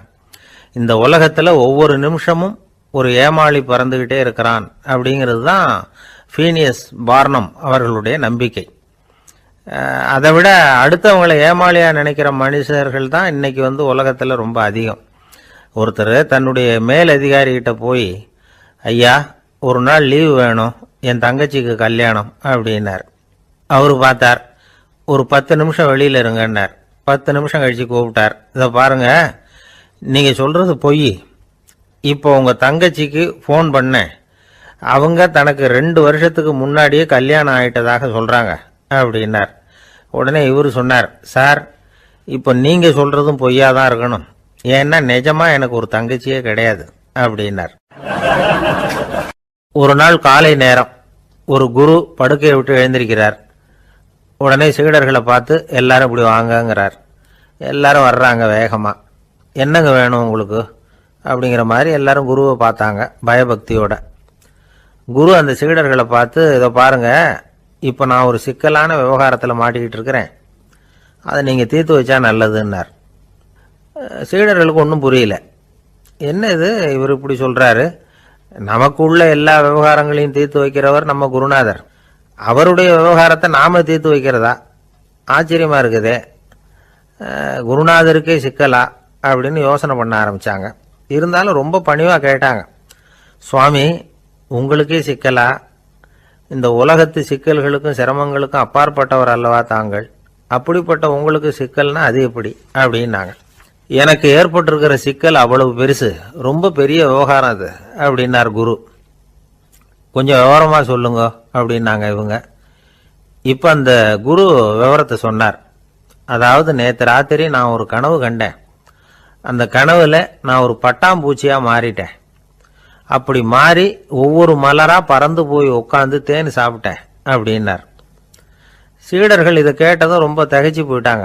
என்ன இது, இது ஒரு பெரிய பிரச்சனையா, ஒரு சாதாரண கனவு கண்டதுக்காகவா இந்த காலை வேளையில நம்மளையெல்லாம் குருநாதர் இவ்வளவு அவசரமா கூப்பிட்டுருக்கார் அப்படின்னு நினைச்சாங்க. இருந்தாலும் கேட்டாங்க, இதுல என்ன சிக்கல் சுவாமி, கனவுங்கிறது எல்லாருக்கும் வரத்தானே செய்யும் அப்படின்னார் ஒரு சீடர். சீடர்களே, பிரச்சனை அது இல்லை, நான் இன்னைக்கு காலையில கண்ணு முழிச்சு பார்த்தப்போ நான் நானாக மறுபடியும் மாறிட்டேங்கிறத தெரிஞ்சுக்கிட்டேன். இதுல சிக்கல் என்னன்னா, இப்ப அந்த பட்டாம்பூச்சி தான் நானா ஆயிட்டதாக கனவு கண்டுகிட்டு இருக்கா அப்படிங்கிறது தான். ஒரு மனுஷன் பட்டாம்பூச்சி ஆகிறதாக கனவு காண முடியுங்கிறப்போ அந்த பட்டாம்பூச்சியும் மனுஷனா ஆகிறதாக கனவு காண முடியும் இல்லையா? இப்ப எனக்கு யதார்த்த நிலை தெரியணும், எது நிஜம்னு தெரியணும். நேத்து ராத்திரி நான் கண்டது கனவா, அல்லது இது பட்டாம்பூச்சி கண்டுகிட்டு இருக்கிற கனவா? இதுதான் குரு கேட்ட கேள்வி. இதை கேட்டதும் சீடர்கள் ரொம்ப குழம்பி போயிட்டாங்க. சுவாமி, இதுவரைக்கும் நாங்க தூங்குறப்ப பாக்குறது கனவுன்னும் மூழ்கிட்டு இருக்கிறப்ப பாக்குறது நனவுன்னு நம்பிட்டு இருக்கிறோம், இப்போ எங்களை ரொம்ப குழப்பிட்டீங்க, இதுக்கு பதில் சொல்ல எங்களுக்கு சக்தி இல்லை அப்படின்னு சொல்லிவிட்டாங்களாம். அதுக்கப்புறம் அந்த குரு சொன்னாராம், நினைவு தான் முக்கியமான அம்சம். முடிவு கட்டம்னா பகலின் நினைவுகளை விட இரவின் கனவுகளே ரொம்ப உண்மை. ஒருத்தன் தூங்க போனா தூங்கிக்கிட்டே இருந்தா அவன் காணும் கனவு பொய்ங்கிறத அவன் உணர மாட்டான். ஒவ்வொரு கனவும் காணும் பொழுது அது ரொம்ப உண்மையா தான் தெரியுது. ஒரு கனவு கூட உண்மை இல்லைன்னு கனவுல தோன்றுவதே இல்லை அப்படின்னார் குரு. அகில வாழ்வு அத்தனையும் சொற்பனம் கண்டாய் அப்படிங்கிறார் தாயுமானவர். ஆகையினால நம்ம கனவுலேருந்து நாம என்னைக்கு முழிச்சுக்க போறோம் அப்படிங்கிறது தான் ஒரு முக்கியமான கேள்வி. ஒருத்தர் வந்தார், காலில் கட்டோட வந்தார். என்னங்க காலில் கட்டுன்னு? சார், நேற்று ராத்திரி தூக்கத்தில் எங்கள் வீட்டு கூரையில் ஏணியை சாத்தி வச்சு இறங்கினப்போ வழுக்கி விழுந்து காலை உடச்சிக்கிட்டேன்னார். உங்கள் வீட்டில் தான் ஏணியே கிடையாது சார் அப்படின்னு. உண்மைதான் சார், நான் கீழே விழுந்து முழிச்சுக்கிட்டதுக்கு அப்புறம் தானே ஏணி இல்லைங்கிறது எனக்கு ஞாபகம் வந்தது அப்படின்னார். சில பேர் ஆளை பார்த்தா 60 வயசு மாதிரி தோணும், உண்மையான வயசு என்னன்னு பார்த்தா 40 அல்லது 45ம்பாங்க. சில பேரை பார்க்கறதுக்கு 45 மாதிரி தெரியும், உண்மையிலேயே 65 தாண்டி இருப்பாங்க. ஒரு மனிதனுக்கு 2 வகையான வயது உண்டுங்கிறார் ஓஷோ. அதாவது உடம்புக்குன்னு ஒரு வயசு, மனசுக்குன்னு ஒரு வயசு. முதல் உலக மகாயுத்தம் நடந்தது இல்லையா, அது முடிஞ்சதுக்கு அப்புறம் முதல் தடவையா மனிதனின் மூளை வளர்ச்சியை பத்தி மனநல வைத்தியர்கள் ஒரு கணக்கெடுப்பு சோதனை நடத்தினாங்களாம். அது வரைக்கும் மனிதனுக்கு 2 வகையான வயது உண்டுன்னு யாரும் சிந்திச்சதே இல்லையா. அந்த உலக மகாயுத்தம் முடிஞ்சதுக்கு அப்புறம் மனிதனுடைய சராசரி மனதின் வயதை கணக்கிட்டு பார்க்கும் பொழுது அவங்களுக்குலாம் ரொம்ப அதிர்ச்சியா இருந்துதான். ஏன்னா அது ரொம்ப பின்தங்கிய நிலையில இருந்திருக்கு, வளர்ச்சி அடையாத நிலையில இருந்திருக்கு. அவங்க கண்டுபிடிச்ச பிரகாரம் அப்போ மனசோட சராசரி வயசு என்ன தெரியுமா, 14. அப்படின்னா பார்த்துங்க, உடல் ரீதியாக ஒருத்தரோட வயசு 70 கூட இருக்கலாம், ஆனால் மனசோட வயசு 14 தான். இதுக்கு நேர்மாறாக அமைஞ்சு போச்சுன்னு வச்சுங்க. அதாவது ஒருத்தருக்கு உண்மையிலேயே 14 வயசு, அதாவது உடலோட வயசு 14, அவரோட மனசின் வயசு 70ன்னு வச்சுக்கோங்க. இப்படி அமைஞ்சுட்டுதுன்னா அவர் சீக்கிரம் ஞானத்தன்மை அடைஞ்சிருவார் அப்படின்னு அர்த்தம். இப்போ நமக்கெல்லாம் உடம்போட வயசு மனசோட வயசு ரெண்டும் ஒன்றா இருந்துட்டா அதுவே போதும், அதுவே பெரிய விஷயம். இப்போ எமர்சன் கிட்ட போய் ஒருத்தர் கேட்டாராம், உங்கள் வயசு என்ன அப்படின்னு. அவர் உடனே பதில் சொல்லியிருக்கார், 360 வருஷம் அப்படின்னாராம். கேட்டவர் குழம்பி போயிட்டார். அவர் என்ன சொல்கிறாரு, 360 வயசா? என்ன நம்ம காதில் தான் சரியாக விழலையா? எமர்சன் எப்பவும் உண்மையை பேசுகிற ஒரு சிறந்த அறிவாளி, அவர் இப்படிலாம் பொய் சொல்ல மாட்டாரே அப்படின்னு ஒரு யோசனை பண்ணிக்கிட்டே அவர் மறுபடியும் அவர் கிட்ட போனாராம். ஐயா, நீங்கள் சொன்னது சரியாக என் காதில் விழலை, அதனால் மறுபடியும் கேட்குறேன், உங்கள் வயசு என்ன அப்படின்னாராம். எமர்சன் மறுபடியும் சொல்லியிருக்கிறார், 360 வருஷம்னு. வந்தவருக்கு உண்மையிலேயே அதிர்ச்சியாக போட்டுது. அதுக்கப்புறம் மெதுவாக ஆரம்பிச்சாராம், ஐயா நீங்கள் சொல்கிறத என்னால் ஏற்றுக்க முடியாது, எப்படி பார்த்தாலும் இப்போ உங்களுக்கு வயசு ஒரு 60க்கு மேலே இருக்காதுன்னு நினைக்கிறேன் அப்படின்னாராம். நீங்கள் சொல்கிறது சரிதான், அது என் உடம்போட வயசுன்னாராம் எமர்சன். அப்படின்னா ஏற்கனவே நீங்கள் சொன்னது அப்படின்னு கேட்டிருக்காரு, அது என் மனசோட வயசு அப்படின்னாராம். நம்மளை பொறுத்த வரைக்கும் அறிவு தூசு படிஞ்சிருக்கு, அது மாதிரியே அன்பும் மாசுபட்டிருக்கு. இது ரெண்டையும் சுத்தம் பண்ண வேண்டியிருக்குது. அப்போ தான் நாம் சரியான வயசில் வாழ முடியும். ஒரு ஆசாமி இருக்கிறார், அவருக்கு உடம்போட வயசு அதிகம், மனசோட வயசு ரொம்ப குறைச்சல், குழந்தை மாதிரி. அவர் ஒரு ஆஸ்பத்திரியில் படுத்திருக்கிறார். நர்சம்மா எல்லாருக்கும் மருந்து கொடுத்துட்டு போகிறாங்க. கொஞ்ச நேரம் கழித்து திரும்பி வந்தாங்க. அப்போ இவர் அந்த அம்மாவை கூப்பிட்டு சொல்கிறார், இதை பாருங்கள் சிஸ்டர், நீங்கள் எல்லாருக்கும் சின்ன சின்ன மாத்திரையாக கொடுத்துட்டு எனக்கு மட்டும் நீளமான மாத்திரையாக கொடுத்துட்டீங்க, முழுங்கிறதுக்கு ரொம்ப கஷ்டமாக போச்சு, இனிமேல் எனக்கும் சின்ன மாத்திரையாக கொடுங்க சிஸ்டர் அப்படின்னாராம். அந்த அம்மா உடனே அதிர்ச்சியாகி தலையில் அடிச்சுக்கிட்டாங்களாம். நான் கஷ்டப்பட்டு மாத்திரையை முழுங்கினத்துக்கு நீங்கள் ஏமா தலையில் தட்டிக்கிறீங்க அப்படின்னு கேட்டிருக்காரு இவர். இதுக்கு அவங்க சொல்லியிருக்கிறாங்க, நான் உங்களுக்கு கொடுத்துட்டு போனது மாத்திரை இல்லைங்க, அது தெர்மாமீட்டர் அப்படின்னாங்களாம். நாட்டில் நல்லவங்க ஒருத்தர் 2 பேர் இருக்கிறதுனால தாங்க மழையே பெய்யுது அப்படின்னு சொல்றது உண்டு. நல்லார் ஒருவர் உளரேல் அவர் பொருட்டு எல்லாருக்கும் பெய்யும் மழை. சில சமயம் ரொம்ப பேர் திடீர்னு நல்லவங்களா ஆயிடுவாங்க போல இருக்கு, அதனால தான் விடாம பேய் மழையா கொட்டி தீர்த்து விடுது. எல்லாரும் நல்லவங்களாயிட்டா உலகமே தாங்காது போல இருக்க. அப்பப்போ ஒருத்தர் 2 பேர் நல்லவங்களாகணும், அப்போதான் சீரா மழை பெய்யும். மாசத்துக்கு 3 பேர் நல்லவங்களானா மாதம் மும்மாரி பொழியும். இதெல்லாம் வேடிக்கை பேச்சு. இப்போ இதெல்லாம் ஒரு பக்கம் இருக்கட்டும், இப்போ விஷயத்துக்கு வருவோம். ஒரு கும்பல்ல நல்லவன் யாரு அப்படிங்கிறத எப்படி கண்டுபிடிக்கிறது? இதுக்கு ஒரு வேடிக்கை கதை உண்டு. என்னுடைய நண்பர் ஒருத்தருக்கு அவங்க பாட்டியம்மா சொன்ன கதையா இது. அது என்ன கதைன்னா, ஒரு ஊர்ல ஒரு சமயம் பலமான மழை பெய்ய ஆரம்பிச்சுட்டுதான். இடி மின்னல் ரொம்ப கடுமையா இருந்திருக்குது. ஆரம்பிச்ச மழை வர வர கடுமையா ஆகிட்டு இருக்குதே தவிர நிக்கிற பாடா தெரியல. ஊர் ஜனங்கள்லாம் பார்த்தாங்க, இதுக்கு மேலேயும் வீட்டு உள்ள இருந்தா ஆபத்துங்கிறத புரிஞ்சுக்கிட்டாங்க. ஏன்னா வீடெல்லாம் இடிஞ்சி விழுந்துருமோங்கிற பயம். உடனே எல்லாரும் புறப்பட்டு ஊருக்கு பொதுவா இருந்த ஒரு மண்டபத்துல போய் தங்கிக்கிட்டாங்க. மின்னல் கடுமையா இருந்தது, இடி எந்த நேரத்திலையும் விழலாம்ங்கிற நிலைமை, எப்போ விழலாம்னு பார்த்துக்கிட்டு இருக்குது. அந்த மண்டபத்தில் இருந்த ஜனங்கள் மனசுக்குள்ள ஒரு பயம், நம்ம கூட்டத்தில் யாராவது ஒரு கெட்டவன் பாவம் பண்ணவன் இருந்தா கூட இடி இந்த மண்டபத்தில் விழுந்துரும், அது எல்லாருக்கும் ஆபத்து அப்படின்னு நினைச்சாங்க. சரி, இதுக்கு என்ன பண்ணலாம் அப்படின்னு யோசனை பண்ணாங்க. அந்த கூட்டத்தில் ஒரு பெரியவர் இருந்தார். அவர் ஒரு யோசனை சொன்னார், இதை பாருங்க, அதுக்கு ஒரு வழி இருக்கு. அதோ எதிர்த்தாப்புல கொஞ்சம் தூரத்துல ஒரு உயரமா மரம் ஒண்ணு இருக்கு பாருங்க. பொதுவா இடி சுலபமா விழறது அது மாதிரி உயரமான மரத்துல தான். நம்ம கூட்டத்துல இருக்கிறவங்க எல்லாரும் ஒவ்வொருத்தரா போய் அந்த மரத்தை தொட்டு விட்டு திரும்பி வந்துடணும். நம்மள பாவம் பண்ணவன் யாரோ அவன் அந்த மரத்தை தொடுற சமயத்துல இடி விழுந்துரும். அவன் மட்டும் போயிடுவான். மண்டபத்துல இருக்கிற நாமெல்லாம் பொழைச்சிக்கலாம் அப்படின்னு ஐடியா கொடுத்தாரு அந்த பெரியவர். இது நல்ல யோசனையா பட்டது. எல்லாரும் ஒத்துக்கிட்டாங்க. ஒவ்வொருத்தரா போய் அந்த மரத்தை தொட்டு விட்டு திரும்பி வந்தாங்க. இடி எதுவும் விழல. இன்னமும் பாவம் பண்ண ஆசாமி அதை போய் தொடல போல இருக்கு அப்படின்னு நினைச்சுக்கிட்டாங்க. ஒவ்வொருத்தரா போறாங்க. எல்லாரும் போய் தொட்டுவிட்டு வந்தாச்சு. இன்னும் ஒரே ஒரு ஆசாமி தான் பாக்கி. கடைசியா இருந்த அந்த ஆள் பயந்துட்டான். இது வரைக்கும் இடி விழலைன்னா இப்ப என்ன அர்த்தம்? இப்ப நாம தான் பாக்கி, நாம தான் தப்பு பண்ண ஆள் போல இருக்கு அப்படின்னு நினைச்சுட்டான். அதனால துணிச்சலா போய் தொடுறதுக்கு பயந்தான். தயங்கிக்கிட்டே இருந்தான். இருந்தாலும் மற்றவங்க எல்லாம் சும்மா இருப்பாங்களா? கட்டாயப்படுத்தி கழுத்தை பிடிச்சி தள்ளாத குறையா அவனை தள்ளி விட்டாங்க. போய் தொட்டுட்டு வாடான்னு. அவன் நடுங்கிட்டே போய் அந்த மரத்தை தொட்டான். அதே வினாடி ஒரு பயங்கரமான மின்னல் இடி விழுந்துட்டுது. எங்க விழுந்தது தெரியுமா? அந்த ஆள் மேல இல்ல, மண்டபத்துல விழுந்தது. மண்டபத்துல இருந்தவங்க பூரா காலி. அந்த ஒரு ஆள் மட்டும் புழைச்சிக்கிட்டான். இந்த ஒரு ஆளை காப்பாத்துறதுக்காக தான் இடி மண்டபத்துல விழாம இருந்திருக்குது. இதுதான் கதை. அதனால நல்லவங்க எப்படியும் தப்பிச்சுக்குவாங்க அப்படிங்கிறது ஒரு நீதி. ஒருத்தன் அப்படிதான் தெருவில் நடந்து போய்கிட்டு இருந்தான். ரொம்ப நல்லவன். எதிரில் ஒருத்தன் சைக்கிள்ல வந்துகிட்டு இருந்தான். அதுல மோதி இவன் கீழே விழுந்துட்டான். சைக்கிள்காரன் உடனே இறங்கி இவனை தூக்கி விட்டான். இவன் எழுந்திரிச்சு அவனை முறைச்சி பார்த்தான். அப்படி பார்க்காதீங்க சார், நீங்க ரொம்ப புண்ணியம் பண்ணிருக்கீங்க, அதுதான் இப்போ சைக்கிள்ல மோதிக்கிட்டீங்க அப்படின்றான். என்ன அப்படி சொல்றேன் நான்? இவன் 10 நிமிஷத்துக்கு முன்னாடி நான் லாரி ஓட்டிட்டு வந்தேன், அப்போ நீங்க எதிரில் வந்திருந்தீங்கன்னா என்ன ஆயிருக்கும் அப்படின்னானா அவன். எனக்கு அதிர்ஷ்டமே இல்லை சார் அப்படின்னாரு ஒருத்தர். ஏன் அப்படி சொல்றீங்கன்னு கேட்டோம். வியாபாரம் பண்ணலாம்னு ஒரு கடை வச்சேன். வேண்டிய போட்டவங்க கூட என் கடையில் எதுவும் வாங்க மாட்டேங்கிறான். எல்லாரும் அடுத்த கடைக்கு தான் போறான் அப்படின்னு சொல்லி ரொம்ப அழுத்துக்கிட்டார். இதுக்கு போய் அதிர்ஷ்டம் இல்லைன்னு சொல்லாதீங்க. வாடிக்கையாளர்களை கவர்றது எப்படிங்கிறது உங்களுக்கு தெரியல, அதுதான் குறை அப்படின்னும்.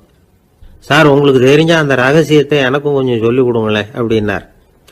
சரி, உங்க காதை இப்படி கொடுங்க அப்படின்னு சொல்லி அது சம்பந்தமா பெரிய வல்லுநர்கள் சொல்லி இருக்கிற கருத்துக்களை அவர்கிட்ட சொல்ல ஆரம்பிச்சோம். அதாவது இந்த வாடிக்கையாளர்களை கவர்றதுக்கு வல்லுநர்கள் பல ஆலோசனைகளை ஏற்கனவே சொல்லி வச்சிருக்கிறாங்க. அது சம்பந்தமா அனுபவப்பட்டவங்க, அதை தெரிஞ்சு வச்சுக்கணும். அதாவது கடை வச்சிருக்கிறவங்க எல்லாரும் இதை கொஞ்சம் காதில் வாங்கி வச்சுக்கணும். எதை இப்ப சொல்ல போறத. எப்பவும் பணத்தை சம்பாதிக்கிறதுலயே குறியா இருக்கக்கூடாதான். அதை விட முக்கியமா நீங்க சம்பாதிக்க வேண்டியது வாடிக்கையாளர்களுடைய மன நிறைவு. வர்றவங்க திருப்தியோட போகணும், அது முக்கியம். அதுல கவனமா இருக்கணும். கடைக்கு வர்ற ஒருத்தர் ஏதாவது ஒரு குறை சொல்றாருன்னு வச்சுங்க, அதை அலட்சியப்படுத்தக்கூடாது. ரொம்ப அக்கறையோட அதை காது கொடுத்து கேட்கணும். அப்படியா சார், அதை நான் அவசியம் கவனிக்கிறேன் அப்படின்னு சொல்லணும். ஒருத்தர் வரார், சார் நேத்திக்கு உங்க கடையில இதை நான் வாங்கிட்டு போனேன், வீட்டில் இது வேணான்னு சொல்லிவிட்டாங்க, அது திருப்பி கொடுக்கறதுக்காக தான் வந்திருக்கிறேன் அப்படின்னு சொல்லி திருப்பி கொடுக்குறார். உடனே நீங்க முகம் சுளிக்க கூடாது, எரிச்சல் படக்கூடாது. வழக்கம் போல நிதானமா முகம் அலர்ச்சியோட அதை திருப்பி வாங்கிக்கணும். இவ்வளவு ரூபாய்க்கு சாமான் வாங்கினா இந்த ஸ்பூன் அன்பளிப்பு, இப்படி ஏதாவது கொடுக்கலாம். பண்டிகை காலங்கள்லேயும் பொருள்கள் வாங்குறவங்களுக்கு இப்படி ஏதாவது பொருத்தமா ஒரு அன்பளிப்பு கொடுக்கலாம். நீங்க கொடுக்கறது ஒரு சர்வசாதாரணமான பொருளா இருந்தா கூட அது வாங்குற ஒரு மனசுல ஒரு மகிழ்ச்சியை ஏற்படுத்தும். எதுவும் உங்களால கொடுக்க முடியலன்னா உங்க முகம் நிறைஞ்ச சிரிப்பையாவது கொடுங்க, அது போதும். உங்க கடையில் இல்லாத ஒரு பொருளை வாடிக்கையாளர் கேட்கிறார், உடனே இல்லைன்னு முகத்தில் அடிச்சது மாதிரி சொல்லிடக்கூடாது. கொஞ்சம் உட்காருங்க சார் அப்படின்னு சொல்லி உங்க பணியாளர் யாரையாவது அனுப்பி வெளியில இருந்து வாங்கிட்டு வர சொல்லி அவர்கிட்ட கொடுக்கலாம். சில பேர் உங்க கடைக்கு வரும்பொழுது அவங்க வீட்டு குழந்தைகளையும் கூப்பிட்டுக்கிட்டு வர்றாங்கன்னு வைங்க. நீங்க என்ன செய்யணும்னா அந்த குழந்தைகளை முதல்ல கவனிக்கணும். அது கண்ணத்தை கிள்ளணும், அதுகிட்ட விளையாடணும், அதுக்கு ஏதாவது மிட்டாய் பிஸ்கட் எதையாவது கொடுத்து அது கவனத்தை கவரணும். அதுக்கப்புறம் பெரியவங்களை கவனிக்கலாம். உங்க கடையில வேலை செய்யற பணியாளர்கள் சுத்தமா இருக்கணும். சிரிச்ச முகம், சுறுசுறுப்பு, இது ரெண்டும் அவங்களுக்கு தேவை. அழுது ஒடிஞ்சிக்கிட்டு இருக்கக்கூடாது. அப்புறம் இன்னொரு விஷயம், அதிகமா பொருள் வாங்குற ஒருத்தர்கிட்ட அதிக மரியாதையாகவும் குறைச்சலா பொருள் வாங்குறவர்கிட்ட வேற விதமாகவும் நடந்துக்க கூடாது. எல்லாருக்கிட்டையும் சமமா நடந்துக்கணும். 5 ரூபாய்க்கு வாங்கினாலும் சரி, 500 ரூபாய்க்கு வாங்கினாலும் சரி, அவங்க கிட்ட நீங்க காட்டுற மரியாதையில வித்தியாசம் இருக்கக்கூடாது. எல்லாத்துக்கும் மேல உங்க கடையில ஒரு பொருள் வாங்கினா அது உண்மையானதா இருக்கும், தரமுள்ளதா இருக்கும் அப்படிங்கிற நினைப்பு ஜனங்களுக்கு வரணும். அதனால தரமான பொருளையே நீங்க உங்க கடையில வச்சிருக்கணும்.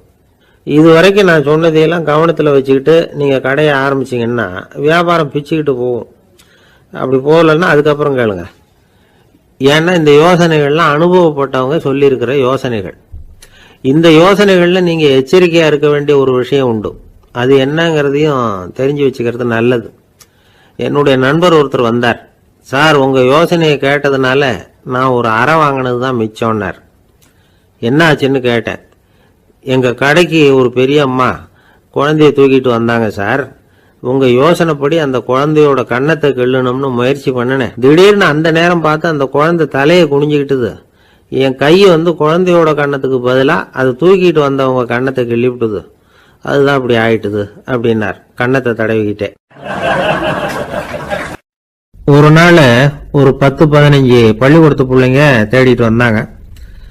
உங்களை பார்த்துட்டு தான் போகணும், அதுக்காக தான் வந்திருக்கோம்னாங்க. என்ன விஷயம்னு கேட்டோம். நாங்கள்லாம் கூடி ஒரு முடிவு பண்ணியிருக்கிறோம், அதை உங்ககிட்ட சொல்லணும் அப்படின்னாங்க. அதுவும் ஒரு வாண்டு பையன் அதை சொன்னான். என்ன முடிவு அது அப்படின்னு கேட்டோம் ரொம்ப ஆர்வமா. அதை இப்போ சொல்ல மாட்டோம், எங்களுக்கு பிடிக்கிற மாதிரி ஏதாவது ஒரு தகவல் சொன்னால் அதுக்கப்புறம் நாங்கள் அதை சொல்கிறோம் அப்படின்னா அந்த வாண்டு பையன். சரி, சின்ன பையன்கிட்ட இன்னைக்கு வசமாக மாட்டிக்கிட்டோம் அப்படின்னு நினச்சிக்கிட்டு அவங்களுக்கு தகுந்த மாதிரி ஒரு கதை சொல்ல ஆரம்பித்தோம்.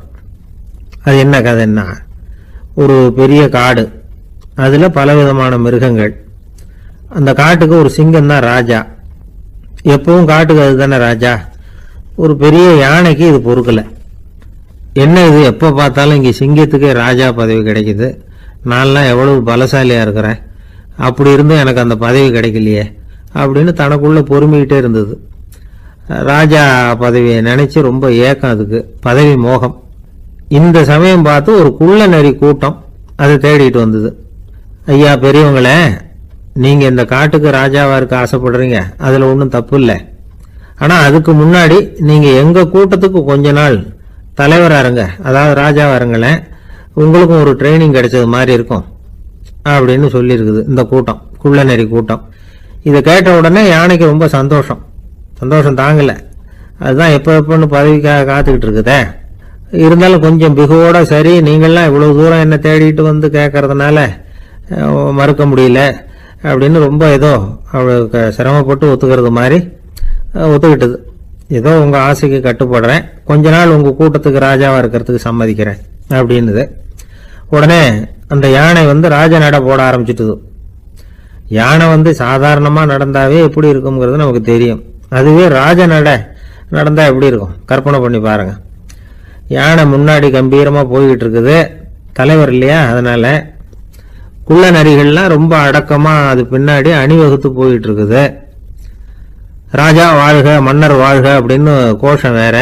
யானைக்கு தலைகால புரியல, அவ்வளவு சந்தோஷம். அந்த யானைக்கு செருக்கு, ஆணவம் எல்லாம் ஏற்பட்டு போச்சு. அதுக்கப்புறம் அது தரையை பார்க்குமா, நிமிர்ந்து நடக்க ஆரம்பிச்சுட்டுது. தரையை பார்க்கறதே இல்லை. அப்படி போயிட்டு இருக்கிறப்போ ஒரு சதுப்பு நிலத்துல திடீர்னு காலை வச்சுட்டுது. அவ்வளவுதான், கால் உள்ள போட்டுது. இன்னொரு காலை எடுத்து வச்சுது, அதுவும் உள்ள போட்டுது. அந்த 2 காலையும் எடுக்கிறதுக்காக அடுத்த 2 காலையும் அழுத்திச்சு, அதுவும் உள்ள போக ஆரம்பிச்சுட்டுது. இப்ப 4 காலம் வசமா சேத்துல அழுந்தி போச்சு, எடுக்க முடியல. குள்ள நரிகள்லாம் அதை சுத்தி சுத்தி வந்தது. சிலது சுத்தி நின்று டான்ஸ் ஆட ஆரம்பிச்சுட்டுது யானையை பார்த்துட்டு. இதை யானை பார்த்தது. என்ன இது, தலைவர் நான் தவிச்சுக்கிட்டு இருக்கிறேன், தொண்டர்கள்லாம் சுத்தி நின்று வேடிக்கை பார்த்துக்கிட்டு இருக்கிறீங்க, டான்ஸ் ஆடுறீங்க அப்படின்னு கேட்டுதான். தொண்டர்களே, தலைவர் நான் தவிச்சுக்கிட்டு இருக்கிறது உங்களுக்கு தெரியலையா? இப்போ உடனே உங்க தலைவரை காப்பாற்ற வேண்டியது உங்க கடமை இல்லையா அப்படின்னு கத்துச்சான் அந்த யானை. குள்ள நரிகள்ல ஒண்ணு முன்னாடி நின்று அந்த யானையை பார்த்துதான், தலைவரே எங்களுக்கு ரொம்ப நாளா ஒரு ஆசை, அந்த ஆசையை நிறைவேற்றிக்கிறதுக்காகத்தான் உங்களை எங்க தலைவரா ஏத்துக்கிறோம்னு சொன்னோம் அப்படின்னு தான். என்ன ஆசைன்னு கேட்டிருக்கு யானை. யானை கறி சாப்பிட்டு பார்க்கணுங்கிறது எங்களுக்கு ரொம்ப நாள் ஆசை, அது இன்னைக்கு தான் நிறைவேற போகுது அப்படின்னு தான் அந்த நரி. இதை கேட்ட உடனே அந்த யானை அப்படியே மூர்ச்சி ஆயிட்டு தான். நரிகள்லாம் அது மேலே ஏறி குதற ஆரம்பிச்சுட்டு தான். பதவி மேல இருந்த பேராசை அந்த பலசாலியான யானையையே மாட்டி விட்டுட்டு பாத்தீங்களா அப்படின்னு சொல்லி முடிச்சோம் இந்த கதையை அந்த சின்ன பிள்ளைங்க கிட்ட. சரிங்க, இப்ப நாங்க உங்களை தேடி வந்த விஷயம் என்னங்கிறத சொல்லவா அப்படின்னா ஒரு வாண்டு பையன். சீக்கிரம் சொல்லு தம்பி, சஸ்பென்ஸ் தாங்கலை அப்படின்னோம். அவன் மெதுவா எங்களை பார்த்து சொல்றான், எங்களுக்கு கொஞ்ச நாள் நீங்க தலைவரா இருந்தா தேவலை அப்படின்னா. ஒருத்தர் ஓடி வந்தார். இன்னொருத்தரை பார்த்து, சார் உங்க சைக்கிளை ஒரு நாள் இரவல் கொடுங்களேன், பக்கத்து ஊருக்கு போயிட்டு வர வேண்டியிருக்கு அப்படின்னார். இவர் சைக்கிளை கொடுத்து பத்திரமா கொண்டுட்டு போங்கன்னார். சார் இதை பத்திரமா கொண்டு போறேன், கவலையே வேணாம், ஏன்னா இது உங்களோட சைக்கிள் அப்படின்னு நான் நினைக்கல, என்னோட சைக்கிளா நினைக்கிறேன் அப்படின்னார். அதுக்கப்புறம் தான் இவருக்கு உண்மையாவே பயம் வந்துட்டுது. ஏன்னா அவர் சொன்னது மாதிரி அதை தன்னோட சைக்கிளாவே நினைச்சு தள்ளிட்டு போட்டா என்ன பண்றது? எது எதை நம்முடையதா நினைக்கணுங்கிறதுக்கு ஒரு வரையறை இருக்கு. சில பேர் ஆபீஸையே வீடா நினைச்சு விடுறது உண்டு. அப்படிப்பட்டவங்க கூட வீட்டை ஆபீஸா நினைக்கிறது இல்லை. ஏன்னா வீட்டில் இவர் ஆபீஸரா நடந்துக்க முடியறதில்ல. இதெல்லாம் ஒரு பக்கம் இருக்கட்டும், இப்போ விஷயத்துக்கு வருவோம். பொறியியல் மேதை டாக்டர் விஸ்வேஸ்வரய்யா இருந்தார் இல்லையா, பாரத ரத்னா விருதெல்லாம் கொடுத்தாங்களே.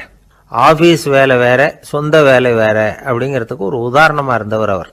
மைசூர் மகாராஜா கிட்ட திவானா இருந்தார். அவர் ஒரு நாள் அரசாங்க வேலை காரணமா வெளியூர் போயிருந்தார். ஹாசன்கிற ஊருக்கு பக்கத்துல ஒரு பயண மாளிகை, அங்க தங்கிவிட்டார். ராத்திரி அங்க தங்கி இருந்துட்டு விடிஞ்சதும் ஊருக்கு திரும்புறதாக திட்டம். ராத்திரி தூங்கறதுக்கு ரொம்ப நேரம் ஆயிட்டுது. ரொம்ப நேரம் வரைக்கும் அரசாங்க சம்பந்தப்பட்ட வேலைகளையே பார்த்துக்கிட்டு இருக்கிறார். அரசாங்க ஃபைல்கள் நிறைய இருந்தது. அதையெல்லாம் ஒவ்வொன்றா எடுத்தார், படிச்சு பார்த்தார், பரிசீலனை பண்ணார். அதில் எழுத வேண்டியதை எழுதினார், கையெழுத்து போட்டார். ஒரு வழியாக அந்த வேலையெல்லாம் முடிஞ்சுது. அதுக்கப்புறம் என்ன பண்ணார்னா, தன்னுடைய சூட்கேஸை திறந்தார். அதிலிருந்து 2 மெழுகுவத்தியை எடுத்து கொளுத்தி வச்சார். அந்த பயண மாளிகையில் அது வரைக்கும் எரிஞ்சுக்கிட்டு இருந்த மின்சார விளக்குகளை அணைச்சுட்டார். அதுக்கு பிறகு அந்த மெழுகுவத்தி வெளிச்சத்தில் சில புத்தகங்களை தொடர்ந்து படிக்க ஆரம்பிச்சிட்டார். அந்த பயண மாளிகையில் பணியாளராக இருந்தவர் இதை பார்த்துட்டு ஓடி வந்தார். மறுபடியும் மின் விளக்கு போடுறதுக்காக போனார். விஸ்வேஸ்வரய்யா அதை பார்த்துட்டு போட வேணாம்ட்டாராம். இது வரைக்கும் நான் அரசாங்க அலுவல்களை கவனிச்சுக்கிட்டு இருந்தேன், அதனால மின் விளக்குகள் அப்போ எரிஞ்சதுல தப்பு இல்லை. இப்போ நான் புத்தகம் படிச்சுக்கிட்டு இருக்கேன், இது என்னுடைய சொந்த வேலை, இங்கே இருக்கிற மின் விளக்கு அதுக்காக ஏன் எரியணும் அப்படின்னு கேட்டாராம். இப்போ இருக்கிற சில அரசு பணியாளர்கள் கிட்ட இந்த சம்பவத்தை பேச்சோட பேச்சா சொல்லி பார்த்தேன். அவங்களால இதை ஜீரணிக்கவே முடியல. நேர்மை தேவைதான் சார், அதுக்காக அவ்வளவு தூரத்துக்கு அது தேவையா அப்படிங்கிறாங்க. விஸ்வேஸ்வரய்யா அப்படி பண்ணினது தான் ஒரு நேர்மையாளர் அப்படின்னு இந்த உலகத்துக்கு நிரூபிக்கணுங்கிறதுக்காக இல்லை. தான் அப்படி நடந்து காட்டினா தன்னை சுற்றி இருக்கிறவங்களும் அதை கேள்விப்படுறவங்களும் முடிஞ்ச அளவுக்கு பொது வாழ்க்கையில் அரசு பணியில் நேர்மையை கடைபிடிக்க முயற்சி பண்ணலாமே அப்படிங்கிறதுக்காகத்தான். இப்போவும் சில பேர் இருக்கிறாங்க, இவங்க ஆஃபீஸ் வேற வீடு வேறன்னு நினைக்கிறது இல்லை, அவ்வளோ உரிமை. ஒருத்தர் அப்படிதான், அவருக்கு அவசரமா 5000 ரூபாய் தேவைப்பட்டது. ஆபீஸ் பணத்தை எடுத்துக்கிட்டார். அந்த நேரம் பார்த்து ஆடிட் வந்துட்டுது, ஆப்பிட்டுக்கிட்டார். விசாரணை நடக்குது. அவர் சொல்றார், சார் நான் நேரம் காலம் பார்க்காம ஆபீஸில் வேலை செய்வேன், ஏன்னா அதை என்னோட ஆபீஸா நினைக்கிறேன். அவசரத்துக்கு அந்த பணத்தை எடுத்தேன், மறுபடியும் வச்சுடலாம்னு தான் இருந்தேன், அதுக்குள்ள இப்படி ஆயிட்டுது. நீங்க என்ன நினைச்சாலும் சரி, நான் ஆபீஸ் வேற வீடு வேற அப்படின்னு நினைக்கிறது இல்லை, அது என்னோட சுபாவம் அப்படின்னார். விசாரணை பண்ணவர் தீர்ப்பு வழங்கினார். உங்க சுபாவத்துக்கு மதிப்பு கொடுத்து நானும் தீர்ப்பு வழங்குறேன். நீங்க கொஞ்ச நாள் ஜெயிலில் இருந்துட்டு வாங்க, அது உங்களுக்கு கஷ்டமா இருக்காதுன்னு நினைக்கிறேன். ஏன்னா அங்க போனாலும் நீங்க உங்க சுபாவப்படி வீடு வேற ஜெயில் வேறன்னு நினைக்க மாட்டீங்க அப்படின்னாராம். திபேத் நாட்டுல புத்த மடாலயங்கள் நிறைய உண்டு. அதுக்கு ஒரு தலைமையகமும் உண்டு. அது இந்த திபேத் தலைநகரம் லாசாவில் இருக்குது. ரொம்ப காலத்துக்கு அப்பால அதை பற்றிலாம் நிறைய விவரங்கள் எழுதி வச்சிருக்கிறாங்க. அது இப்போவும் நமக்கு கிடைக்குது. அதாவது ரொம்ப தூரத்துக்கு அந்தாண்ட மலைகளுக்கு நடுவில் ஒரு கிளை மடாலயம். அந்த மடத்தின் தலைவருக்கு வயசாயிட்டு தான், அதனால தலைமை பொறுப்பை வேற ஒருத்தர்கிட்ட ஒப்படைக்கலாம் அப்படின்னு முடிவு பண்ணாராம். உடனே ஒரு லாமாவை கூப்பிட்டார். அவர் மூலமா தலைமை மடாலயத்துக்கு செய்தி அனுப்புனார், பொருத்தமான வாரிசு ஒருத்தரை அனுப்பி வைக்கும்படியாக. அந்த வாலிப லாமா புறப்பட்டார். காடு மேடெல்லாம் நடந்து போறார். ரொம்ப நாள் கழிச்சு தலைமை பீடத்தை அடைஞ்சார். தலைமை குரு கிட்ட விவரத்தை சொன்னார். தகுதியான ஒருத்தரை அனுப்பி வச்சா அழைச்சிட்டு போறேன் அப்படின்னார். சரி, நாளைக்கு காலையில் நீங்கள் அவங்க எல்லாரையும் அழைச்சிட்டு போகலாம்னார் அவர். அவங்க எல்லாரையுமா? அங்கே தேவைப்படுறது ஒருத்தர் தானே அப்படின்னார் இவர். ஆமான்னார். அப்புறம் ஏன் எல்லாரையும் அழைச்சிட்டு போக சொல்கிறீங்கன்னார். அது இப்போ உனக்கு புரியாது. நான் ஒரு 100 பிக்குகளை அனுப்புகிறேன், அதாவது பிட்சுகளை. அவ்வளவு பேரையும் அங்கே வச்சு சமாளிக்க முடியாது அப்படின்னாரு இவர். இருந்தாலும் இப்போ அந்த தலைமை குரு என்ன சொன்னார்னா, அதை பற்றி கவலைப்படாத, நான் 100 பேரை அனுப்புகிறேன். அதில் 99 பேர் வழியிலேயே காணாமல் போடுவாங்க, ஒருத்தன் மட்டும்தான் வருவான். அவனும் அங்கே வந்து சேர்ந்துட்டான்னா நீ ரொம்ப கொடுத்து வச்சவன் அப்படின்னார். இவருக்கு ஒன்றும் புரியல. இருந்தாலும் மறுநாள் அந்த வாலிபால் 100 பேரை அழைச்சிக்கிட்டு புறப்பட்டார். போகிற வழியிலேயே பல பேர் அங்கங்கே பிச்சுக்கிட்டு போயிட்டாங்க. அவர் சொன்னது மாதிரியே வழியில் அவங்க ஊர்கள் இருந்தது தான் காரணம். அப்பா அம்மாவை பார்த்துட்டு வரேன் அப்படின்னு கொஞ்சம் பேர் போனாங்க. சொந்த பந்தத்தை பார்த்துட்டு வரேன் அப்படின்னு கொஞ்சம் பேர். ஒரு வாரம் ஆச்சு. இப்போ மிஞ்சினது 10 பேர் தான். வழியில் ஒரு நகரம், அங்கே சில பிட்சுக்கள் வந்து சந்திச்சாங்க. எங்கள் மடத்து தலைவர் இறந்துட்டார், உங்களில் யாராவது ஒருத்தர் எங்களுக்கு தலைவராக முடியுமா அப்படின்னு கேட்டாங்க. 10 பேரும் தயார். அதில் ஒருத்தரை அழைச்சிட்டு அவங்க போயிட்டாங்க. இன்னொரு ஊரில் சில பேர் வந்தாங்க, வழி மறிச்சாங்க. நில்லுங்க, எங்கள் மன்னர் மகளுக்கு திருமணம், அதை நடத்தி வைக்க 3 லாமாக்கள் தேவை அப்படின்னாங்க. இப்படி கொஞ்சம் கொஞ்சமாக எல்லாரும் காலி. கடைசியில் 2 பேரும் மிஞ்சினாங்க. அங்கே ஒரு இளம்பெண் எதிரில் வந்தா. எங்கள் அப்பா வேட்டைக்கு போயிருக்கிறாரு, இன்னும் திரும்பி வரல, வீட்டில் வேற யாரும் இல்லை, தனியாக இருக்க பயமாக இருக்குது, யாராவது ஒருத்தர் எனக்கு துணையாக இருக்கணும் அப்படின்னு கேட்டுக்கிட்டா. எங்கள் 2 பேரில் நீயே ஒருத்தரை தேர்ந்தெடுத்துக்கோ, இல்லைன்னா எங்களுக்குள்ள சண்டை வந்துடும் அப்படின்னாங்க. இப்போ மிஞ்சினவர் ஒருத்தர். அவருக்கும் ஒரு சோதனை வந்தது. ஒரு தர்க்கவாதி எதிரில் வந்தான். உன்னோட வாதம் பண்ணணும்னா. இவனோட வாதம் பண்ணுறேன், அது முடிய ரொம்ப காலம் ஆகலாம், தர்க்கத்தில் நான் ஜெயிச்சா அங்கே வரேன், இல்லைன்னா இவருடைய சீடனை ஆயிடுவேன் அப்படின்னார் அவர். கடைசியாக அழைக்க வந்த வாலிபலாமா மட்டும் வெறுங்கையோடு திரும்பி போனார். அங்கே இருந்த வயசான மடாதிபதி கேட்டார், எத்தனை பேர் அங்கேருந்து புறப்பட்டீங்கன்னார். என்னையும் சேர்த்து 101ன்னார் அவர். நல்லது, நீயாவது திரும்பி வந்திய, அதுதான் எனக்கு போதும். ஏன்னா நீ தான் எனக்கு உண்மையான வாரிசு. அந்த 100 பேரில் யாரும் வரமாட்டாங்க அப்படின்னார் அவர். ஏன்னா அவருக்கு தெரியும் இவர் ஒருத்தர் தான் திரும்பி வருவாருங்கிறது. திபேத்தில் ஒரு பழங்கால பழமொழி உண்டாம், 100 பேர் செல்லலாம், எப்பொழுதாவது ஒருவன் அபூர்வமாக அடைய வேண்டிய இடத்தை அடைவான். இதுதான் அந்த பழமொழி. ஒரு உன்னதமான இலக்கை அடையணும்னா அது அவ்வளவு சுலபமான காரியம் இல்லை. இந்த காலத்து மடாலயம் ஒன்று, அதில் ஒரு தலைவர், அவருக்கு வயசாயிட்டுது, தனக்கு ஒரு வாரிசை நியமிக்கணும் அப்படின்னு ஆசைப்பட்டார். ரொம்ப கஷ்டப்பட்டு ஒருத்தரை பிடிச்சார். தனக்கு வாரிசா நியமிச்சுட்டு அவர் சமாதி ஆயிட்டார். புதுசாக பொறுப்பேற்றுக்கிட்டவர் அப்படியே உட்காந்துருந்தார். அவரை தேடிட்டு பத்திரிகை நிருபர்கள்லாம் வந்தாங்க, கேட்டாங்க. அவர் உங்கள் பொறுப்பில் அவர் பெரியவர் விட்டுட்டு போன இது எவ்வளவு சுமாராக தேரும், எவ்வளவு விட்டுட்டு போனார் அப்படின்னு கேட்டிருக்கிறாங்க. அது என்ன ஒரு 50 லட்சம் இருக்கும் அப்படின்னாராம். அவ்வளவும் பணமா அப்படின்னு கேட்டிருக்காங்க. இல்லைங்க, கடன் அப்படின்னாராம் இவர். ஒரு நண்பர் யாருக்கோ ஃபோன் பண்ணிட்டு இருந்தார். அவர் பேசி முடிச்சதும் நான் அவரை பார்த்து, இப்போ ஃபோன் பண்ணீங்களே, அந்த ஃபோன் நம்பர் என்ன அப்படின்னு கேட்டேன். அவர் தலையை சொரிஞ்சுக்கிட்டார், ஞாபகம் வரலன்னார். சரி சார், அதை விடுங்க, உங்கள் மனைவி பேர் என்ன அப்படின்னு கேட்டேன். மாலதின்னார். என்ன சார் இது வேடிக்கை, கொஞ்ச நேரத்துக்கு முன்னாடி பேசின ஃபோன் நம்பர் மறந்து போச்சு, எப்போவோ கல்யாணம் பண்ணிக்கிட்ட மனைவி பேர் மறக்கலை, அதை கரெக்டாக சொல்லிவிட்டீங்களே அப்படின்னு கேட்டேன். அவர் என்ன ஒரு மாதிரியாக பார்த்தார். அவர் அப்படி என்னை பார்த்ததில் ஒன்றும் தப்பு இல்லை, ஏன்னா நாம் எல்லாருமே அப்படித்தானே, ஒரு குறிப்பிட்ட காரியத்துக்காக தொலைபேசியில் ஒருத்தட்ட பேசுகிறோம், அதுக்கப்புறம் அந்த எண் நமக்கு அனாவசியம், அதனால மறந்துடுறோம். இதுக்கு பேர் தான் தற்காலிக ஞாபகம். ஆனால் மனைவி பேரை மறந்துட முடியுமா?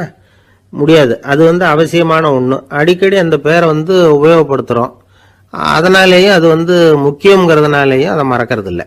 இதுக்கு பேர் நிரந்தர ஞாபகம். சரி, இந்த தற்காலிக ஞாபகம், நிரந்தர ஞாபகம், இது 2 ஞாபக அளவுகளையும் கட்டுப்படுத்துறது எது அப்படின்னா மூளைக்குள்ள நடக்கிற மின்சார நடவடிக்கைகள் தான். தற்காலிக ஞாபகம் ஒரு மின்னல் மாதிரி தோன்றி மறையுது. நிரந்தர ஞாபகம் ஒரு படிவம் போல மூளையில படிஞ்சுடுது. ஒரு சம்பவத்தின் பல பிரதிகள் மூளையில பல்வேறு பகுதிகளிலேயும் படியறதுனால ஒன்னு மறைஞ்சாலும் மறந்தாலும் இன்னொன்னு மறையறதில்ல. இப்படிப்பட்ட நிலைமையில தான் இந்த தொண்டையில இருக்கு வாயில வரமாட்டேங்குது சார் அப்படிமா.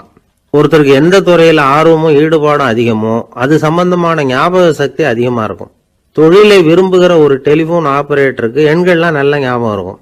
அது மாதிரி கவிஞர்களுக்கு வார்த்தைகள் நல்ல ஞாபகத்தில் இருக்கும். இது ஒரு பக்கம் இருந்தாலும் ஒரு மூளை எண்களை விட எழுத்துக்களை விட படங்களை ரொம்ப சுலபமா ஞாபகத்தில் வச்சுக்குது. புரிஞ்சுக்கிற தன்மை, அனுபவம், புத்தி கூர்மை இது கூடி குறையறத பொறுத்து ஞாபக சக்தியும் ஏறும் இறங்கும். இப்போ உதாரணத்துக்கு ஒரு பையனுக்கு படிச்சது எதுவும் ஞாபகத்தில் இல்லைன்னா அவன் அதை சரியா புரிஞ்சுக்கலன்னு அர்த்தம். இந்த மறதிங்கிறது எந்த சமயத்துல ஒரு பிரச்சனை ஆகுது தெரியுமா? உங்களுக்கு வேண்டியப்பட்ட ஒருத்தரை ஞாயிற்றுக்கிழமை சாயந்தரம் சரியா 5 மணிக்கு கடற்கரைக்கு வர சொல்லிவிட்டு அந்த நேரத்தை மறந்துட்டா அது பரவாயில்ல, வர சொன்னதையே மறந்துட்டாதான் நிலைமை மோசம்னு அர்த்தம். இப்படி இருந்தா இது சிகிச்சை எடுத்துக்க வேண்டிய நிலைமைங்கிறத புரிஞ்சுக்கணும். ஆமா, இதுக்கும் மருந்து இருக்கு.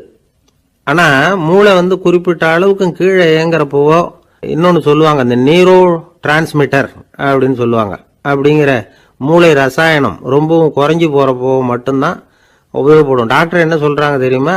மூளையை பொறுத்த வரைக்கும் அதுல ஞாபக சக்தி அதிகமா உள்ள மூளை, மறதி உள்ள மூளை அப்படின்னு ஒன்றும் கிடையாது அப்படிங்கிறாங்க. நினைவு வச்சுக்கிறதுக்கு பயிற்சி அளிக்கப்பட்ட மூளை, பயிற்சியற்ற மூளை அப்படின்னு வேணும்னா சொல்லலாம் அப்படின்னு சொல்றாங்க. அதனால நம்ம ஞாபக சக்திங்கிறது நம்ம கிட்ட இருக்கிற பயிற்சி, முயற்சி இதை பொறுத்து தான் அமையும். ஒருத்தர் ஒரு பென்சிலை எங்கேயோ வச்சுக்கிட்டு தேடிக்கிட்டு இருந்தார். அப்புறம் என்னமோ தீவிரமா யோசனை பண்ணி அதை ஞாபகப்படுத்தி பார்த்துக்கிட்டு இருந்தாராம். எதிரில் உட்கார்ந்து இருந்தவர் சொன்னார், பென்சிலை தானே தேடிட்டு இருக்கீங்க, அது உங்க வலது காதில் இருக்குது சார் அப்படின்னாராம் அவரு. இதுக்கு அவரு சொல்லியிருக்காரு, பென்சிலை வலது காதுல தான் வச்சிருக்கேங்கிறது எனக்கு நல்லா ஞாபகம் இருக்கு, ஆனா எது வலது காதுங்கிறது தான் மறந்து போச்சு அப்படின்னாராம். அவர் அதை தான் யோசிச்சுட்டு இருந்திருக்கிறார். ஒரு காடு, அங்கே புத்தர் அவர் பாட்டுக்கு நடந்து போய்கிட்டே இருக்கிறார். அவருக்கு பின்னாடி ஒரு குரங்கு, அதுவும் தொடர்ந்து வந்துக்கிட்டே இருக்குது. புத்தர் திரும்பி பார்த்தார். குரங்கு அப்படியே குதித்து உயர எழும்பி ஒரு கிளையில் போய் உக்காந்துது. ஏன் இப்படி பண்ணுறேன்னு கேட்டார் புத்தர்.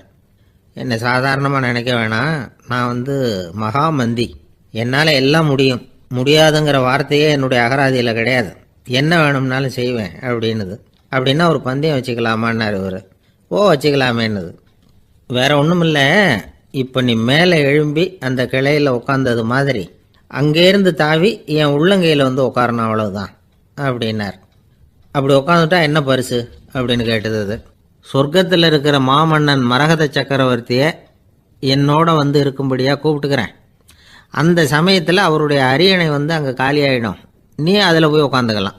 பந்தயத்தில் தோத்துட்டா ஒரு கல்ப காலம் இந்த பூமியில் வாழ வேண்டியிருக்கும், அதுக்கு பிறகு தான் என்கிட்ட வர முடியும், என்ன சொல்கிற அப்படின்னார். குரங்குக்கு தாவறது ஒரு பெரிய காரியமா? இது எனக்கு ரொம்ப சாதாரண விஷயம், என்ன இப்போவே தாவட்டுமா அப்படின்னுது. சரின்னு சொல்லி உள்ளங்கையை நீட்டினார்.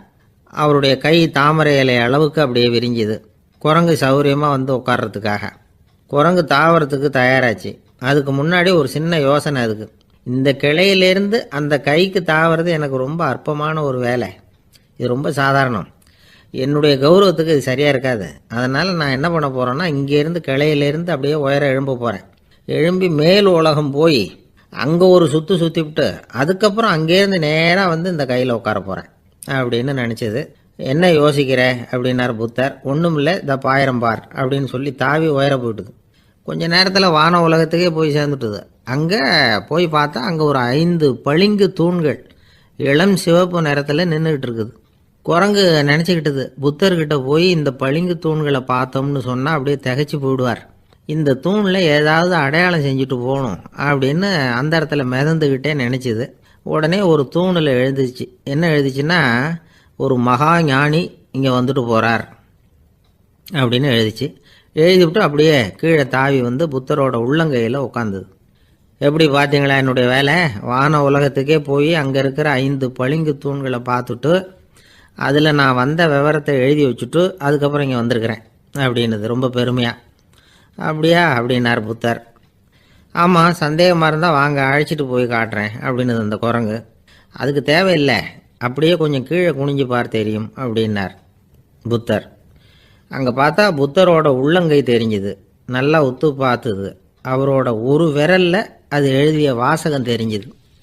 குரங்கு யோசனை பண்ணிச்சு, அப்படின்னா வானத்தில் நான் பார்த்தது புத்தரோட விரல்களா அப்படின்னு யோசிச்சுது. இதை புரிஞ்சுக்கிட்ட உடனே அந்த குரங்கோட கர்வம் அழிஞ்சு போச்சான். நம்ம மனசு தான் இந்த குரங்கு. மனம்ங்கிறதும் ஆணவம்ங்கிறதும் ஒரு நாணயத்தின் ரெண்டு பக்கங்கள். மனம் உள்ளவரை ஆணவமும் இருக்கும். மனம் அழிஞ்சாதான் ஆணவம் அழியும். மனம் அழிய வேண்டும் அப்படின்னு பெரியவங்க சொல்கிறது இந்த அர்த்தத்தில் தான். நம்ம ஆளுங்க சவால் விடுறதெல்லாம் வேறு மாதிரி. ஒருத்தன் ஒரு வாய்க்காலை தாண்டுறேன்னு பந்தயம் கட்டி தாண்ட முடியாமல் வாய்க்காலில் விழுந்து காலை உடச்சிக்கிட்டு கட்டு போட்டுக்கிட்டு வந்தான். ஏன்டா அப்படின்னு கேட்டாங்க. நான் பந்தயம் கட்டின நேரம் சரியில்லை அப்படின்னா. எப்படிறான்னு கேட்டிருக்காங்க. வாய்க்காலில் தண்ணி இருக்கிற நேரமாக பார்த்து பந்தயம் கட்டியிருக்கணும் அப்படின்னா. ஒருத்தர் ரொம்ப கவலையோடு உட்காந்துருந்தார். எதை பற்றி சார் கவலைப்படுறீங்கன்னு கேட்டோம். எதிர்காலத்தை பற்றி கவலைப்படுறேன்னார். ஏன்னு கேட்டோம். என்ன பண்ணுறதுன்னே தெரியல சார், எதிர்காலம் ஒரே இருட்டாக இருக்குது, பாதையே புரியலன்னார். இன்றைக்கி நம்ம இளைஞர்கள் பல பேருக்கு எதிர்காலம் இருட்டாக தான் தெரியுது. அவங்கெல்லாம் இந்த கதையை கொஞ்சம் கேட்கணும். ஒரு மலை அடிவாரத்தில் ஒரு சின்ன கிராமம். அந்த மலை ரொம்ப உயரமானது. அடர்த்தியாக செடி கொடிகள் மரங்கள் அதில் மண்டி கிடக்குது. பகல் வேளையில் இருட்டாக தான் இருக்கும், அவ்வளோ அடர்த்தி. அந்த மலை உச்சியில் ஒரு கோவில். நாள் ராத்திரியே புறப்பட்டாதான் காலையில் அந்த கோயிலுக்கு போய் சேர முடியும். கிராமத்து இளைஞன் ஒருத்தன் அந்த மலை உச்சிக்கு போக வேண்டியிருந்தது. கையில் ஒரு விளக்கை எடுத்துக்கிட்டு நாள் ராத்திரியே புறப்பட்டான். புறப்பட்டு போனவன் கிராமத்து எல்லையிலேயே நின்றுட்டான். ஏன் தெரியுமா? அவன் கையில் இருந்த விளக்கோட வெளிச்சம் 10 அடி தூரத்துக்கு தான் தெரியுது. அது வரைக்கும் தான் பாதை தெளிவாக இருக்குது. அதுக்கு அப்பால எல்லாம் ஒரே இருட்டாக இருக்குது, பாதை புரியல. இவன் யோசனை பண்ணி பார்த்தான். மனசுக்குள்ள ஒரு சந்தேகம். 10 அடி தூரம் தானே வெளிச்சம் தெரியுது, அப்படின்னா நாம் 10 அடி தூரம் தானே போக முடியும். அதுக்கு அந்தாண்ட ஒரே இருட்டாக இருக்குதே, அதில் எப்படி நாம் நடந்து போகிறது? நாம் ரொம்ப தூரம் நடந்து போய் ஆகணுமே. அப்படிப்பட்ட நினப்பெல்லாம் அவனுக்கு வந்துவிட்டது. இதுதான் அவன் மனசில் ஏற்பட்ட தயக்கம். இப்படி யோசிச்சுக்கிட்டே அந்த இளம் ஆசாமி புறப்பட்ட இடத்துலேயே நின்றுக்கிட்டு இருக்கிறான். அந்த சமயத்தில் ஒரு வயசான பெரியவர் அந்த பக்கமாக வந்தார். அவர் கையில் இதை விட சின்னதாக ஒரு விளக்கு வச்சுருந்தார். அது எப்படின்னா அது ஒரு 5 அடி தூரத்துக்கு தான் வெளிச்சம் காட்டுது. அவ்வளவு சின்ன விளக்கு. அவரும் மலை உச்சிக்கு போகிறதுக்காக தான் வந்துக்கிட்டு இருக்கிறார். அவரை பார்த்து இவன் கேட்டான், என்ன பெரியவரே, இவ்வளவு சின்ன விளக்கை வச்சுக்கிட்டு அவ்வளவு தூரத்துக்கு எப்படி மலையேற போகிறீங்க அப்படின்னு கேட்டான். நீ ஏன் இப்படி தயங்கிட்டே நிற்கிறேன்னு கேட்டார் பெரியவர். என்கிட்ட இருக்கிற விளக்கு 10 அடி தூரத்துக்கு தான் பாதையை காட்டுதுன்னா. இப்போ பெரியவர் சொன்னார், தம்பி, உன் கையில் இருக்கிற விளக்கு கொடுக்குற வெளிச்சத்தை வச்சு நீ முதல்ல 10 அடி தூரம் முன்னாடி போ. 10வது அடியில் போய் நின்றுக்கிட்டு பாரு. மறுபடியும் ஒரு 10 அடி தூரத்துக்கு பாதை தெரியும். இப்படி உன் கையில் இருக்கிற விளக்கு தொடர்ந்து வெளிச்சம் காட்டிக்கிட்டே இருக்கும். நீ முன்னேற முன்னேற அந்த வெளிச்சமும் முன்னேறும். அதனால் எத்தனை கிலோமீட்டர் தூரம் வேணும்னாலும் நீ இந்த 10 அடி தூரம் வெளிச்சத்தை வச்சுக்கிட்டே நீ போயிடலாம், புறப்படு அப்படின்னார். இப்போ தான் அந்த பெரியவர் சொன்னது இளைஞனுக்கு பளிச்சுன்னு புரிஞ்சுதான். உடனே உற்சாகமாக புறப்பட்டான், உச்சிக்கு போய் சேர்ந்தான். இந்த கதையிலேருந்து நாம் புரிஞ்சிக்க வேண்டியது என்ன தெரியுமா? நீண்ட கால திட்டம் ஒன்று போடும் பொழுது நமக்கு முன்னாடி இருக்கிறத மறந்துட்டு மனசை போட்டு குழப்பிக்க கூடாது. உங்கள் கையில் என்ன இருக்கோ அதுலேயே உங்கள் எதிர்காலம் மறைஞ்சிருக்குது. கண் முன்னாடி தெரியறத வச்சு ஆரம்பிங்க, போக போக வழி தானாக புலப்படும் அப்படிங்கிறார் ஒரு பெரியவர். பெரிய பயணங்களையெல்லாம் இப்படி தான் நடத்த வேண்டியிருக்கும். ஒவ்வொரு அடியாக எடுத்து வச்சா ஓடி போய் சேர்ந்து விடலாம். மலைச்சி போய் நின்றுட்டா நின்றுக்கிட்டே இருக்க வேண்டியது தான். நம்ம ஆள்லாம் ரொம்ப மோசமான இருக்கிறாங்க. ஒருத்தன் அப்படி தான் நீண்ட தூர பிரயாணம் ஒன்று புறப்பட்டான். ரயில் போய்கிட்டே இருந்தது. கொஞ்சம் தூரம் போச்சு, பாதி வழியில் கையில் வச்சுருந்த டிக்கெட்டை காற்றுல விட்டுட்டான். ஐயோ, என் டிக்கெட்டு போயிட்டுதே அப்படின்னு கத்த ஆரம்பிச்சிட்டான். பக்கத்தில் இருந்த பெரியவர் அவனை பார்த்து பரிதாபப்பட்டு, கவலைப்படாத தம்பி, போனால் போகுது, வேறு டிக்கெட் வாங்கிக்கலாம் அப்படின்னு ஆறுதல் சொன்னார். அதுக்கு அவன் சொல்கிறான், சார், நான் அதுக்காக அழலை, அந்த டிக்கெட்டு கிடைச்சா தானே நான் எந்த ஊருக்கு போகணுங்கிறது எனக்கு தெரியும் அப்படிங்கிறான். ஒரு ஊரில் ஒரு ஆள் இருந்தான். அவனுக்கு ஒரே ஒரு மகள். அவளை நல்ல இடத்துல கட்டி கொடுக்கணும்னு ஆசைப்பட்டான். அதுக்காக மாப்பிள்ளை தேடிக்கிட்டு இருந்தான். அவன் கொஞ்சம் வசதியான ஆள், அதனால் நிறைய பேர் வந்தாங்க. இருந்தாலும் ஒரு நல்ல குணமுள்ள மாப்பிள்ளையாக இருக்கணும் அவன் எதிர்பார்த்தான். அப்படி இருக்கணும்னு தொடர்ந்து முயற்சி பண்ணான். கடைசியாக ஒரு 3 பேர் கிடைச்சாங்க. அந்த 3 பேரில் யாரை தேர்ந்தெடுக்கிறது? இதுதான் அவனுக்கு வந்த குழப்பம். இந்த நிலைமையில் ஒரு பெரியவரை தேடி போனான். அவர்கிட்ட தன்னுடைய பிரச்சனையை சொன்னான். அவர் கொஞ்சம் யோசனை பண்ணார். அதுக்கப்புறம் 3 பேரையும் கூப்பிட்டார். இதோ பாருங்கப்பா, உங்கள் 3 பேருக்கும் 3 மாத கால அவகாசம் தர்றேன். நீங்கள் இப்போ போகலாம். 3 மாதம் கழித்து திரும்பி வரலாம். அப்படி வரும்பொழுது இந்த 3 மாத காலத்தில் நீங்கள் செஞ்ச நல்ல காரியம் ஏதாவது ஒன்று சொல்லணும். அதை வச்சு உங்களில் ஒருத்தரை நாங்கள் தேர்ந்தெடுத்துக்கிறோம் அப்படின்னு சொன்னாராம். 3 பேரும் சரின்னு சொல்லிவிட்டு திரும்பி போயிட்டாங்க. 3 மாதம் ஆச்சு. அதுக்கப்புறம் ஒரு நாள் திரும்பி வந்தாங்க. அவர் அவங்கள கூப்பிட்டு உட்கார வச்சார். அப்புறம் கேட்டார், இப்போ சொல்லுங்கள், இந்த 3 மாத காலத்தில் நீங்கள் செஞ்சுருக்கிற ஏதாவது ஒரு நல்ல காரியத்தை சொல்லுங்க அப்படின்னார். முதல்ல ஒருத்தன் எழுந்திரிச்சு நின்னான். ஐயா, எங்கள் அப்பா இறந்த பிறகு அவரோட கணக்கு வழக்குகளை எடுத்து பார்த்துக்கிட்டு இருந்தேன். அவர் ஒரு வியாபாரிகிட்ட 10,000 ரூபா கடன் வாங்கியிருக்கிறதாக எழுதியிருந்தார். அந்த வியாபாரியும் இப்போ உயிரோடு இல்லை. இருந்தாலும் அந்த வியாபாரியோட மகனை தேடி கண்டுபிடிச்சேன். கணக்கு புத்தகத்தை காட்டினேன். எங்கள் அப்பா உங்கள் அப்பா கிட்ட 10,000 ரூபா கடன் வாங்கியிருக்கிறதாக இதை எழுதியிருக்கிறார். அதனால் அதை திருப்பி கொடுக்கறதுக்காக வந்திருக்கிறேன். இந்தாங்க அந்த பணம் அப்படின்னு சொல்லி கொடுத்துட்டு வந்துட்டேன் அப்படின்னு நானும். இதை பெரியவர் கவனமாக கேட்டுக்கிட்டார். அதுக்கப்புறம் 2வது இளைஞன் எழுந்திரிச்சான். ஐயா, நான் போன மாதம் ஒரு நாள் ராத்திரி வேளையில் ஒரு காட்டுப்பாதை வழியாக எங்கள் ஊருக்கு போய்கிட்டு இருந்தேன். அந்த சமயத்தில் அந்த வழியாக வந்துக்கிட்டு இருந்த ஒரு வழிப்போக்கர்கிட்ட 4-5 திருடர்கள் வம்பு வளர்த்து அவர்கிட்ட இருந்த பொருளை எல்லாம் கொள்ளையடிச்சிக்கிட்டு இருந்தாங்க. நான் உடனே ஒரு குச்சியை எடுத்துகிட்டு ஓடினேன். அந்த திருடர்களை அடித்து விரட்டினேன். பொருளை எல்லாம் மீட்டு அந்த வழிப்போக்கர்கிட்ட ஒப்படைச்சேன். அவரை பத்திரமா அழைச்சிக்கிட்டு போய் அவர் வீட்டில் விட்டுட்டு வந்தேன் அப்படின்னு நானும். இதையும் பெரியவர் கவனமாக கேட்டுக்கிட்டார். அடுத்தபடியாக 3வது இளைஞன் எழுந்திரிச்சான். ஐயா, போன மாதம் ஒரு நாள் நான் ஒரு மலைப்பாதை வழியாக போய்கிட்டு இருந்தேன். மலைப்பாதை விளிம்பில் ஒரு மதகு கட்டை, அது மேலே ஒரு ஆள் படுத்து தூங்கிட்டு இருந்தான். அந்த பக்கம் தவறி உருண்டு விழுந்திருந்தான்னா அதில் பாதாளம். அது மலையடி வாரத்தில் போய் தான் விழணும். அவ்வளவு பள்ளம். அது தெரியாமல் அவன் பாட்டுக்கு தூங்கிட்டு இருந்தான். நான் உடனே அவன்கிட்ட ஓடி போய் குனிஞ்சு அவன் முகத்தை பார்த்தேன். அப்போ தான் புரிஞ்சுது, அவன் ஏற்கனவே எனக்கு தெரியும். அவனை எனக்கு நிறைய கெடுதல் பண்ணியிருக்கிறான், இடைஞ்சல் கொடுத்தவன். இருந்தாலும் ஐயோ பாவம்னு நினச்சி அவனை எழுப்பி பாதுகாப்பாக வேற ஒரு இடத்துல படுக்க வச்சுட்டு வந்தேன் அப்படின்னு நானும். பெரியவர் இதையும் கேட்டுக்கிட்டார். அதுக்கப்புறம் அவங்க 3 பேரையும் பார்த்து, நீங்கள் போகலாம், நாங்கள் யோசித்து முடிவு பண்ணி உங்களுக்கு சொல்லி அனுப்புகிறோம் அப்படின்னாராம். அந்த இளைஞர்கள் புறப்பட்டு போயிட்டாங்க. அதுக்கப்புறம் அந்த பெண்ணோட அப்பாவை பார்த்து சொன்னார், இந்த 3 பேருமே நல்ல பிள்ளைங்க தான், அதில் ஒன்றும் சந்தேகம் இல்லை. இருந்தாலும் இந்த 3 பேர் செஞ்ச செயல்களையும் ஒப்பிட்டு பார்க்க வேண்டியிருக்கு. முதல் இளைஞன் நேர்மைக்கு எடுத்துக்காட்டாக விளங்குறான். இந்த காலத்தில் இது மாதிரி இளைஞர்களை பார்க்கறது ரொம்ப கஷ்டம்தான். இருந்தாலும் அவன் கடமையை தான் செஞ்சான். 2வது இளைஞன் நல்ல வீரன், தைரியசாலி. ஒரு வீரன் எதை செய்யணுமோ அதைத்தான் இவன் செஞ்சான். இவன் ஒரு லட்சிய மனிதன். 3வது இளைஞன் தன்னுடைய பகைவனுக்கே உதவி செஞ்சிருக்கான். அவன் உயிரை காப்பாற்றியிருக்கிறான். பகைவனுக்கு அருள்வதுங்கிறது ஒரு சாதாரண மனுஷனால் செய்யக்கூடிய காரியம் இல்லை. பகையை மறக்கிறதும் பகைவனுக்கு அருள்வதும் தெய்வீக பண்புகள். அதனால் இவனையே உன்னுடைய மகளுக்கு ஏற்ற மாப்பிள்ளையா தேர்ந்தெடுக்கலாம் அப்படின்னு சொன்னாங்களாம். ஒரு நல்ல நாளில் அவங்களுக்கு திருமணம் நல்ல விதமாக நடந்து முடிஞ்சுதான். இது சுவாமி சின்மயானந்தர் சொல்லியிருக்கிற ஒரு கதை. இதிலேருந்து நாம் புரிந்து கொள்ள வேண்டிய ஒரு கருத்து, நமக்கு கெடுதல் பண்ணவங்களுக்கும் நாம் நல்லது செய்யணும். ஆனால் நடைமுறையில் அப்படி நம்மளால் செய்ய முடியறதில்ல. அதுதான் சிக்கல். நம்மால் ஒருத்தங்கிட்ட கேட்டேன், ஏண்டா உன்னுடைய பகைவன் ஒருத்தன் அது மாதிரி ஒரு மலைப்பாதை மதகு கட்டையில் படுத்திருந்தா உடனே நீ என்ன நினைப்ப அப்படின்னு கேட்டோம். இது ஒரு அருமையான சந்தர்ப்பம்னு நினைப்பேன் அப்படின்னா. எதுக்குன்னு கேட்டோம். அவனை அந்த பக்கமாக உருட்டி கீழே தள்ளுறதுக்கு அப்படின்னா. ஒரு அம்மா, அவங்களுக்கு 35 வயசு இருக்கும். குடும்பத்தில் எந்த கஷ்டமும் இல்லை. இருந்தாலும் காரணம் இல்லாமல் பிள்ளைங்க பேரில் கோவப்படுறது, எரிஞ்சு விடுறது அவங்க வழக்கம். பிள்ளைங்க அழும். உடனே அவங்க மனசும் சங்கடப்படும். இன்னொரு அம்மா, நல்ல வேலையில் இருக்கிறவங்க, வாரத்துக்கு ஒரு தடவையாவது தலைவலி வந்துடும். இவங்களுக்கெல்லாம் உடம்புல எந்த கோளாறும் இல்லை, மனசு மட்டும் சரியாக இருக்காது. தூக்க மாத்திரை கையில் வச்சுருப்பாங்க. 30-35 வயசுடைய பெண்களுக்கு சர்வசாதாரணமாக காணப்படுகிற மனக்கோளாறு இது. இதுக்கு பேர் மனவாட்டம், டிப்ரெஷன், மனமடிவு அப்படின்னு சொல்லலாம். இந்த நோய்க்கு அறிகுறி என்ன தெரியுமா? மனசில் வருத்தமான உணர்வு இருக்கும். அடிக்கடி அழலாம் போல தோணும். முன்னால எல்லாம் எந்தெந்த செயலில் ஆர்வம் இருந்ததோ அதெல்லாம் குறைஞ்சிரும், அல்லது சுத்தமாகவே ஆர்வம் இல்லாமல் போயிடும்.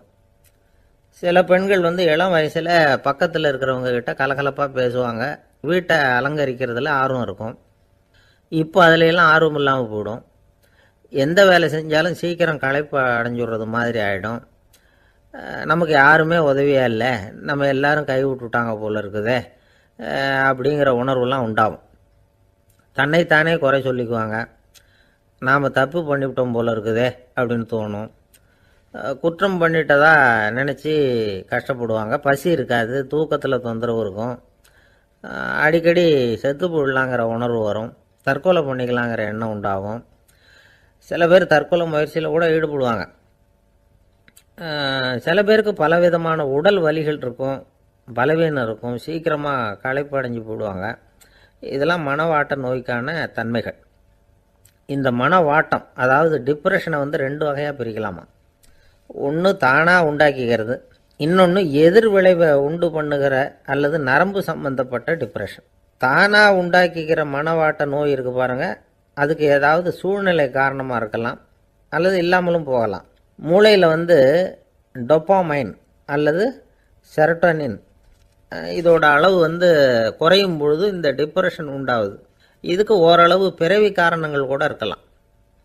குடும்பத்தில் வேற சிலருக்கும் வரலாம். பாதிக்கப்பட்ட பெண்ணை வந்து பார்க்கறதுக்கு பலவீனமாக தெரியும், கடுமையான குற்ற உணர்வு இருக்கும், தனியாக இருக்கிறதுக்கு ஆசைப்படுவாங்க, நடு ராத்திரியில் எழுந்திரிச்சு உட்காந்து கஷ்டப்பட்டுக்கிட்டு இருப்பாங்க, கொடூரமான முறையில் தற்கொலை பண்ணிக்க முயற்சி பண்ணுவாங்க, தீ வச்சுக்கிறது, அமிலத்தை குடிக்கிறது, தூக்கில் தூங்குறது. இப்படி தானாக வரவழைச்சிக்கிற மனவாட்ட நோய் வந்து மறையக்கூடிய நோய். ஒரு தடவை வந்தால் 3லேருந்து 6 மாதம் வரைக்கும் நீடிக்கும். இடைப்பட்ட காலங்களில் நோயாளி இயல்பாக இருப்பார். எதிர் விளைவை உண்டு பண்ணுகிற அல்லது நரம்பு சம்பந்தப்பட்ட மனவாட்ட நோய் எப்படின்னா, கணவன் மனைவி மாமியார் மருமகள் இப்படிப்பட்ட உறவு முறை பிரச்சனைகள், தோல்விகள், எரிச்சல்கள், ஆபீஸ் பிரச்சனை, இப்படிப்பட்ட சூழ்நிலையால் உண்டாகிறது. எல்லாத்துக்கும் மருந்து இருக்குது, மார்க்கம் இருக்குது, கவலைப்பட வேண்டியதில்லை, தைரியமாக இருக்கணும். உளவியல் மருத்துவம் இதுக்கு ரொம்ப உபயோகமாக இருக்கும். சில பெண்களை பாருங்கள், அவங்க எதுக்கும் அலட்டிக்கிறது இல்லை. ஒரு அம்மா அப்படி தான் தன்னுடைய கணவனை அழைச்சிக்கிட்டு ஒரு மனநோய் மருத்துவர்கிட்ட வந்தாங்க. டாக்டர், எங்கள் வீட்டுக்காரர் திடீர்னு ஒரு மாதிரி ஆயிட்டார், வித்தியாசமாக நடந்துகிறார். எப்படின்னா, இவர் தன்னையே ஒரு ஒட்டடை பூச்சியாக நினச்சிக்கிட்டு இருக்கிறார். அப்படி நினச்சிக்கிட்டு தன்னுடைய தலையாலேயே வீட்டில் உள்ள ஒட்டடையெல்லாம் தொடச்சிக்கிட்டு இருக்கிறார் அப்படின்னாங்க. எவ்வளவு நாளாக அப்படி இருக்குதுன்னு கேட்டார் டாக்டர். 1 வாரமாக அப்படி இருக்குது அப்படின்னாங்க அந்த அம்மா. அப்படின்னா முன்னாடியே ஏன் அழைச்சிட்டு வரல அப்படின்னு கேட்டார் டாக்டர். வீடு பூரா சுத்தமாகட்டுமேனு பார்த்துக்கிட்டு இருந்தேன் டாக்டர் அப்படின்னாங்களாம் அந்த அம்மா. ஒரே ஒரு ஊரில் ஒரு பாதிரியார் இருந்தார். ரொம்ப நாள் சந்தோஷமாக வாழ்ந்தார். ஒரு நாள் அவர் மடத்து சமையல் அறையில் பாத்திரங்களை கழுவி துலக்கி சுத்தப்படுத்திக்கிட்டு இருந்தார். அந்த சமயத்தில் ஒரு தேவதூதன் அவர் முன்னாடி வந்து நின்னான். இவர் நிமிர்ந்து பார்த்தார். ஆண்டவர் என்னை வந்து உங்ககிட்ட அனுப்பியிருக்கிறார், பரலோகத்தில் வாசம் செய்யறதுக்கு உங்களுக்கு நேரம் வந்துட்டுது அப்படின்னு அந்த ஆள். ஆண்டவருக்கு என்னோட ஞாபகம் வந்ததுக்கு நன்றி. ஆனாலும் இப்போ இங்கே நீயே பாரு, எவ்வளவு பாண்டங்கள் பாக்கி இருக்கு, இவ்வளவையும் நான் வந்து சுத்தப்படுத்த வேண்டியிருக்கு. நான் வந்து நன்றி கெட்டவனாக இருக்க விரும்பலை. இந்த பணியை முடிக்கிற வரைக்கும் என்னுடைய பரலோக வாழ்வை தள்ளி வைக்க முடியுமா? நீ என்ன நினைக்கிற அப்படின்னு கேட்டார். தேவதூதன் தனக்கே உரிய விவேகத்தோட அன்போட பாதிரியாரை பார்த்தான். சரி, என்ன செய்யலாம்ங்கிறத அப்புறம் சொல்கிறேன் அப்படின்னு சொல்லிவிட்டு புறப்பட்டு போயிட்டான். ஒரு நாள் அந்த பாதிரியார் தோட்டத்தில் உள்ள களைகளை எல்லாம் ஒரு களை கொத்தியால் கொத்தி களை எடுத்துக்கிட்டு இருக்கிறார். அந்த சமயத்தில் இந்த தேவதூதன் மறுபடியும் அவர் முன்னாடி வந்து நிற்கிறான். பாதிரியார் பார்த்தார். இதை பாரு, இந்த தோட்டம் பூராவும் எவ்வளவு களை மண்டி கிடக்கு, பரலோகம் கொஞ்ச காலம் எனக்காக பொறுத்திருக்கலாம்னு நீ நினைக்கிறியா அப்படின்னு கேட்டார். தேவதூதன் சிரிச்சுக்கிட்டே மறுபடியும் மறைஞ்சிட்டான். மறுபடியும் அவர் களை எடுக்கிறது, தானிய களஞ்சியத்துக்கு வர்ணம் பூசுறது, இப்படிப்பட்ட வேலைகளில் ஈடுபட்டிருக்கார். இன்னொரு நாள் ஒரு மருத்துவமனையில் நோயாளிகளை கவனிச்சுக்கிட்டு ரொம்ப தீவிரமாக இருக்கிறார் அந்த பாதிரியார். ஒரு நோயாளியோட தாகத்துக்கு தண்ணீர் கொடுத்துட்டு நிமிர்ந்து பார்க்குறப்போ தேவதூதன் மறுபடியும் அவர் முன்னாடி வந்து நிற்கிறான். இந்த தடவை பாதிரியார் தன்னலமற்றவராக பேரன்பை காட்டக்கூடிய வகையில் தன்னுடைய 2 கைகளையும் உயர்த்தியபடி தேவதூதனின் கவனத்தை வந்து பிணியால் வாடக்கூடிய நோயாளிகளின் பக்கம் திருப்பினாராம். தேவதூதன் ஒன்றும் சொல்லலை, மறைஞ்சிட்டான். அன்னைக்கு சாயந்தரம் பாதிரியார் வந்து மடத்தில் உள்ள தன்னுடைய அறைக்கு போய் இளைப்பாறினார். யோசித்து பார்த்தார். தேவதூதனையும் தேவதூதனின் விருப்பத்தையும் பல நாள் தள்ளி போட்டு வந்ததையும் அவர் ரொம்ப நினச்சி பார்த்தார். திடீர்னு தான் வந்து முதுமை அடைகிறதையும் சோர்வு அடைகிறதையும் உணர்ந்தார். ஆண்டவரை நினச்சார். ஆண்டவரே, உம்முடைய தூதனை மறுபடியும் என்கிட்ட அனுப்புனா நான் சந்திக்கிறதுக்கு ஆவலாக இருக்கேன் அப்படின்னு சொல்கிறப்பவே தேவதூதன் பக்கத்தில் வந்து நின்னான். பாதிரியார் நிமிர்ந்து பார்த்தார். நீ இப்போவே என்னை அழைச்சிக்கிட்டு போக விரும்பினா நான் பரலோகத்துக்கு வர்றதுக்கு தயாராக இருக்கேன்னார். தேவதூதன் அந்த பாதிரியாரை அன்போடவும் விவேகத்தோடவும் பார்த்து, நீங்கள் வந்து என் கூட பரலோகத்துக்கு வர்ற தயாராக இருக்கிறதா சொல்கிறீங்க, ஆனால் நீங்கள் இது வரைக்கும் வேறு எங்கே இருந்ததா நினைக்கிறீங்க அப்படின்னானா. அப்படின்னா இது வரைக்கும் இருந்த இடம்தான் பரலோகம் அப்படிங்கிறத உணர்த்தியிருக்கிறான். பரலோகம்னா என்னென்னு புரிஞ்சுக்கிறதுக்கு இந்த சம்பவம் நமக்கு உதவியாக இருக்குது. தொண்டு செய்கிறத விட பெரிய செயல் வேறு எதுவும் இருக்க முடியாது. அது நம்ம மனசுக்கு கொடுக்குற சுகத்தை வேறு எதுவும் கொடுக்க முடியாது. நாம் தொண்டு செய்கிற இடம் தான் அந்த புண்ணிய இடம். ஆனால் இந்த காலத்துல எல்லாம் நாம் வந்து தொண்டு செய்யணும்னு நினச்சி ஏதாவது ஆரம்பித்தா கூட அதை ஒரு மாதிரியாக சுற்றி நின்று வேடிக்கை பார்க்க ஆரம்பிச்சிடுறாங்க. ஒரு பெரியவர் அப்படி தான் ஒரு தொண்டு செஞ்சுக்கிட்டு இருந்தார். ஒரு கோவில் கட்டிக்கிட்டு இருந்தாங்க. அதில் ஒரு இடத்துல ஒரு பலகையை வச்சு ஆணி அடிக்கிற வேலையை செஞ்சுக்கிட்டு இருந்தார் அந்த பெரியவர். ஒரு சின்ன பையன் அதை ரொம்ப ஊக்கமாக அக்கறையாக கவனிச்சிக்கிட்டு இருந்தான். பெரியவர் இதை கவனித்தார். என்னப்பா பார்க்குற, உனக்கும் இது மாதிரி தொண்டு செய்யணும்னு ஆசையாக இருக்கா அப்படின்னு கேட்டார். அதுக்கு அந்த பையன் சொல்கிறான், அப்படி இல்லைங்க, நீங்கள் ஆணி அடிக்கிறப்போ கையில் சுத்தியால் அடிச்சுக்கிட்டா எப்படி துடிப்பீங்க, எப்படி கத்துவீங்கன்னு தெரிஞ்சுக்கிறதுக்காக அதை பார்க்கணும்னு ஆசை, அதுக்காக தான் காத்துக்கிட்டு இருக்கேன் அப்படின்னு நான். ஒரு ஊரில் ஒரு ஞானி இருக்கிறார். ரொம்ப பெரிய ஞானி, ரொம்ப வயசாயிட்டுது. கடைசி காலத்தில் அவர்கிட்ட சில பேர் வந்தாங்க. உங்கள் குரு யார் அப்படின்னு கேட்டாங்க. அவர் நிமிர்ந்து பார்த்தார். எனக்கு ஆயிரக்கணக்கான குருமார்கள் உண்டு, அவங்க பேரெல்லாம் சொல்லணும்னா இந்த காலம் பத்தாது, ஆனால் முக்கியமான ஒரு 3 பேரை பற்றி மட்டும் உங்களுக்கு சொல்கிறேன் அப்படின்னாராம். அப்புறம் சொன்னார், அந்த 3 பேரில் ஒருத்தன் ஒரு திருடன். ஒரு சமயம் ஒரு பாலைவனம் வழியாக நான் போய்கிட்டு இருந்தேன். அப்போது வழி தவறி போய் ஒரு கிராமத்துக்கு போயிட்டேன். அது இருட்டு நேரம், நடு ராத்திரி, ஊரே உறங்கி போச்சு. அந்த நேரத்தில் ஒரு ஆள் மட்டும் ஒரு வீட்டு சுவத்தில் ஏதோ பண்ணி உள்ளே நுழையிறதுக்கு முயற்சி பண்ணிகிட்ருக்கிறான். அவங்கிட்ட போய் நான் இன்னைக்கு இங்கே எங்கே தங்க முடியும் அப்படின்னு கேட்டேன். அதுக்கு அவன், இந்த ராத்திரி வேளையில் அது ரொம்ப சிரமம், ஒரு திருடனோட உங்களால் தங்க முடியும்னா நீங்கள் என்னோட தங்கலாம் அப்படின்னா. நான் அவங்க கூட 1 மாதம் தங்கியிருந்தேன். ஒவ்வொரு நாள் ராத்திரியும் இப்போ நான் என்னுடைய வேலைக்கு போகிறேன், நீங்கள் ஓய்வு எடுத்துக்கோங்க அப்படின்னு சொல்லிவிட்டு போவான். அவன் திரும்பி வந்த உடனே உனக்கு ஏதாவது கிடைச்சிதான்னு நான் கேட்பேன். அதுக்கு அவன், இன்னைக்கு ராத்திரி ஒன்றும் இல்லை, நாளைக்கு மறுபடியும் முயற்சி பண்ணுவேன் அப்படின்பா. எப்பவும் அவன் நம்பிக்கை இழந்ததே கிடையாது, எப்பவும் சந்தோஷமாகவே இருப்பான். நானும் ரொம்ப காலமாக தியானம் பண்ணிக்கிட்டே இருந்தேன், ஒன்றுமே நடக்கலை. ஆனால் நான் என்ன பண்ணேன் தெரியுமா, மனசு வருத்தப்படும், நம்பிக்கை இழந்துருவேன். அப்போல்லாம் அந்த திருடனுடைய விடாமுயற்சி தான் ஞாபகத்துக்கு வரும். அதனால் அந்த திருடன் எனக்கு ஒரு குரு. என்னுடைய 2வது குரு யாருன்னா அது ஒரு நாய். இது எப்படின்னா, ஒரு சமயம் எனக்கு ரொம்ப தாகமாக இருந்தது. ஒரு நதியை நோக்கி போய்கிட்டு இருந்தேன். அப்போ ஒரு நாயும் வந்தது. அதுக்கும் தாகம். ஓடி வந்து ஆற்றை பார்த்தது. அதோட நிழல் வந்து ஆற்றுல தெரிஞ்சுது. அதை பார்த்ததும் பயந்துட்டுது. அதாவது அது தன்னுடைய சொந்த உருவத்தையே கண்டு பயந்தது. அதை பார்த்து குறைக்குது, திரும்பி ஓடிச்சு. ஆனால் அதுக்கு தாகம் அதிகமாக இருந்ததுனால அது மறுபடியும் திரும்பி வந்தது. பார்த்தா மறுபடியும் தண்ணியில் நாயோட உருவம் தெரியுது. இப்படி சில தடவை பண்ணிச்சு. இருந்தாலும் கடைசியில் தண்ணியில் குதிச்சுட்டுது துணிஞ்சி. இப்படி குதித்த உடனே அதோட உருவமும் மறைஞ்சுட்டுது. இதை பார்த்தேன். நான் என்ன புரிஞ்சுக்கிட்டேன்னா, எவ்வளவு தான் பயம் இருந்தால் கூட ஒருத்தன் தைரியமாக காரியத்தில் இறங்கணும் அப்படிங்கிறத புரிஞ்சுக்கிட்டேன். இந்த போதனை அந்த நாய்கிட்ட இருந்து எனக்கு கிடைச்சிது. இது ஒன்று. அடுத்தது என்னுடைய 3வது குரு யாருன்னா அது ஒரு சின்ன குழந்தை. நான் ஒரு சமயம் ஒரு நகரத்துக்கு போனேன். அங்கே ஒரு குழந்தை எரிகிற மெழுகுவத்தி ஒன்று எடுத்துக்கிட்டு வந்தது. நான் அந்த குழந்தைய பார்த்து வேடிக்கையாக கேட்டேன், ஏன் பாப்பா, இந்த மெழுகுவத்தியை நீயாவே கொளுத்துனியா அப்படின்னு கேட்டேன். ஆமான்னுது அந்த குழந்தை. சரி, இந்த மெழுகுவத்தி முன்னாடி எரியாமல் இருந்தது, இப்போ எரியுது. இந்த மெழுகுவத்திக்கு வெளிச்சம் எங்கேருந்து வந்தது, அதை எனக்கு காட்ட முடியுமா அப்படின்னு கேட்டேன் அந்த குழந்தைகிட்ட. இதுக்கு அந்த குழந்தை சிரிச்சுக்கிட்டு அந்த மெழுகுவத்தியை ஊதி அணைச்சுட்டுது. அதுக்கப்புறம் என்னை பார்த்து கேட்டுது, இப்போ இந்த மெழுகுவத்தியின் வெளிச்சம் போனதை பார்த்தீங்க இல்லையா, அது எங்கே போச்சுன்னு எனக்கு சொல்லுங்க அப்படின்னுது. அந்த குழந்தை இப்படி கேட்டதும் என்கிட்ட இருந்த ஆணவம் அழிஞ்சுட்டுது. நான் படித்ததெல்லாம் அந்த வினாடியில் சுக்கு நூறாக போயிட்டுது. என்னுடைய முட்டாள்தனத்தை நான் உணர்ந்தேன் அப்படின்னு இவ்வளவும் அந்த ஞானி விவரமாக சொன்னாராம். அதனால் நாம் இன்னார்கிட்டே இருந்து தான் இதை கற்றுக்கணுங்கிறது இல்லை, யாருக்கிட்டே இருந்தும் எதையும் கற்றுக்கலாம். நம்மால் ஒருத்தன் ஒரு நாய் வளர்த்துக்கிட்டு இருந்தான். அந்த நாய்க்கு வால் கிடையாது. யாரோ ஏற்கனவே வெட்டி எடுத்துட்டாங்க. இந்த நாய் தான் சார் எனக்கு குரு, அதுகிட்டே இருந்து கூட நான் பாடம் கற்றுக்கிட்டு இருக்கிறேன் அப்படின்னா. அப்படி என்ன கற்றுக்கிட்டேன் இந்த வால் இல்லாத நாய்கிட்டே இருந்து அப்படின்னு கேட்டோம்.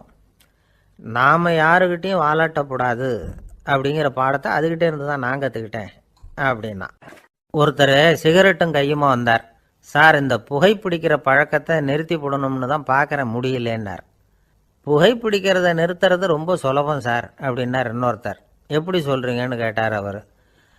நான் கூட ஏற்கனவே 10 தடவை அந்த பழக்கத்தை நிறுத்தி இருக்கிறேன் சார் அப்படின்னார் இவர். இதிலேருந்து என்ன தெரியுது? புகைப்பழக்கத்தை திடீர்னு விட்டு விடுறதுங்கிறது ரொம்ப கஷ்டம்னு தெரியுது. இருந்தாலும் இது சம்பந்தமான ஆராய்ச்சி, அனுபவம், இது ரெண்டையும் அடிப்படையாக வச்சு சில வழிமுறைகளை சொல்கிறாங்க. அதாவது புகைப்பிடிக்கிறத நிறுத்துறதுக்கு 10 வழிகள் உண்டு அப்படின்னு சொல்கிறாங்க. அது என்னங்கிறது தெரிஞ்சுக்கிட்டா உபயோகப்படுதான்னு பார்க்கலாமே.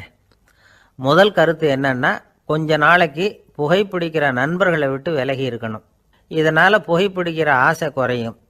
அந்த பழக்கத்தை மறுபடியும் ஆரம்பிக்கப்படாதுங்கிற எண்ணம் உறுதிப்படும். ரெண்டாவது கருத்து, புகைப்பிடிக்கிறதை எதிர்த்து தீவிரமாக பிரச்சாரம் செய்ய ஆரம்பிச்சிடணும்.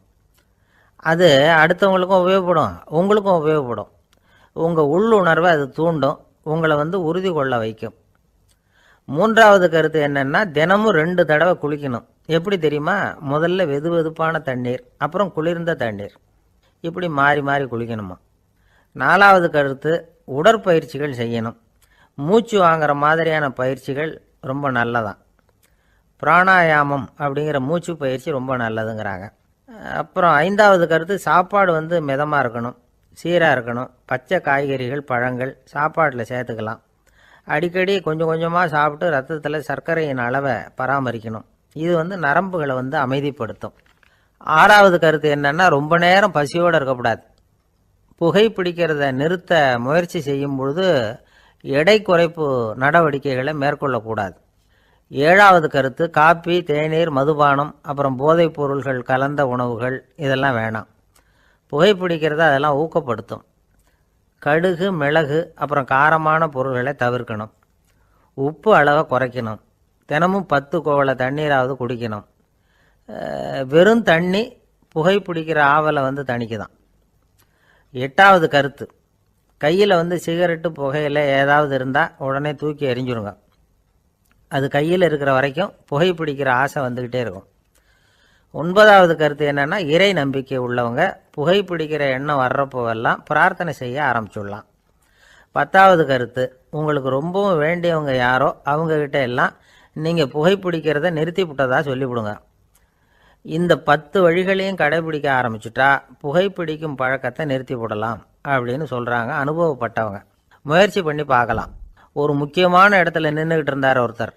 அங்கே இன்னொருத்தர், ஏன் சார் இந்த இடத்துல சிகரெட் பிடிக்கலாமா அப்படின்னு அனுமதி கேட்டார். இந்த இடத்துல சிகரெட் பிடிக்கக்கூடாதுங்க அப்படின்னாரு இவர். நீங்கள் இப்படி சொல்கிறீங்க, ஆனால் இந்த இடத்துல கீழே நிறைய சிகரெட் துண்டுகள் கிடக்குதே, அவங்கெல்லாம் யார்? அவங்கெல்லாம் உங்கள் மாதிரி என்கிட்ட அனுமதி கேட்காதவங்க அப்படின்னாராம் இவர். இந்த உலகத்தில் எவ்வளவோ உயிரினங்கள் இருக்குது. ஒவ்வொன்றும் ஒவ்வொரு விதமாக சண்டை போடுது. இப்போ 2 மாடு சண்டை போட்டுக்குதுன்னு வச்சுங்க, என்ன பண்ணும்? 2 முட்டிக்கும். அதுக்கு சண்டை போடுறதுக்கு ஆயுதமாக உபயோகப்படுறது அதோட கொம்பு. 2 சேவல் சண்டை போட்டுக்குதுன்னு வச்சுங்க, அதுக்கு ஆயுதமாக உபயோகப்படுறது அதோட கால், நகம். காலால் தான் அது ஒன்றோட ஒன்று சண்டை போட்டுக்கும். ஆனால் 2 மனுஷன் சண்டை போட்டுக்கிறான்னு வச்சுங்க, இவன் இன்னதை தான் ஆயுதமாக உபயோகப்படுத்துவான்னு குறிப்பிட்டு சொல்ல முடியாது. கல்லை எடுப்பான், கத்தி எடுப்பான், துப்பாக்கி எடுப்பான், என்ன வேணாலும் பண்ணுவான். வாயால் திட்டுவான், கையால் அடிப்பான், காலால் உதைப்பான், சகலகலா வல்லவன். விலங்குகள்லாம் பொதுவாக வாயை சாப்பிட்றதுக்கு மட்டும்தான் உபயோகப்படுத்துது. ஆனால் இவனுக்கு சாப்பிட்றதுக்கும் அதுதான், சாப்பிட்டு விட்டு திட்டுறதுக்கும் அதுதான். ஆனால் ஒரு விஷயத்தில் மட்டும் கெட்டிக்கிறேன். அதாவது நாம் சண்டை போட்டுக்கிட்டாலும் பரவாயில்லை, கோழிகள் சண்டை போடாமல் இருக்கணும் அப்படின்னு ஆசைப்படுறான். எதுக்காக? கோழிகள் சண்டை போடாமல் இருந்தால் நிறைய முட்டைகள் போடுமா, அதுக்காக தான் இந்த அக்கறை. கோழி பண்ணை வச்சுருக்கிறவங்களுக்கு இது ஒரு பெரிய பிரச்சனை. அதாவது பண்ணையில் இருக்கிற கோழிகளுக்குள்ளே அடிக்கடி சண்டை வந்துடும், அதனால் முட்டை உற்பத்தி குறைஞ்சிரும். சரி, இதுக்கு என்ன பண்ணுறது? பண்ணையில் போய் உட்காந்துக்கிட்டு தினமும் பஞ்சாயத்து பேசிகிட்டு இருக்க முடியுமா? அமெரிக்காவில் கோழி பண்ணை வச்சுருக்கிற ஒருத்தர் இதை பற்றி யோசனை பண்ணி பார்த்தாராம். ஒரு வழியையும் கண்டுபிடிச்சிருக்கார். கோழிக்கெல்லாம் மூக்கு கண்ணாடி மாட்டி விட்டுட்டோம்னா அது சண்டை போடுற குணம் குறைஞ்சிரும், முட்டை அதிகமாகிடும். அந்த கண்ணாடியில் உள்ள லென்ஸு சிவப்பு நிறத்தில் இருக்கணும், அவ்வளவுதான் அப்படின்னு அவர் கண்டுபிடிச்சாராம். இது ஏற்கனவே நடைமுறையில் கண்டுபிடிக்கப்பட்ட ஒரு விஷயம். ஆனால் எல்லா கோழிக்கும் சிவப்பு மூக்கு கண்ணாடி எப்படி மாட்டி விடுறது? அப்படியே மாட்டி விட்டாலும் அது நழுவாமல் இருக்கணுமே. இப்போ நாமெல்லாம் நடு விரலால் மூக்கு கண்ணாடி நடுவில் தொட்டு அப்படி ஸ்டைலாக சரி பண்ணிக்கிறோம், அது மாதிரி கோழி எப்படி சரி பண்ணிக்கும்? இதுதான் பிரச்சனை.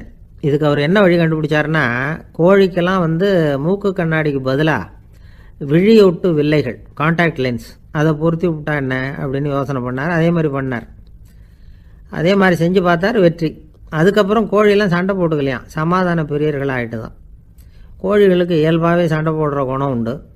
ஆனால் அதோட கண்ணுக்கு பார்க்குற பொருள்லாம் ரோஜா நிறத்துலையோ அல்லது இன்னும் சொல்லப்போனால் அழுத்தமான சிவப்பு நிறத்துலையோ தெரிஞ்சதுன்னா சண்டை போடுற குணம் குறைஞ்சிருதான். அந்த சமயத்தில் அது அதிகமாகவும் முட்டையிட ஆரம்பிச்சுடுதான்.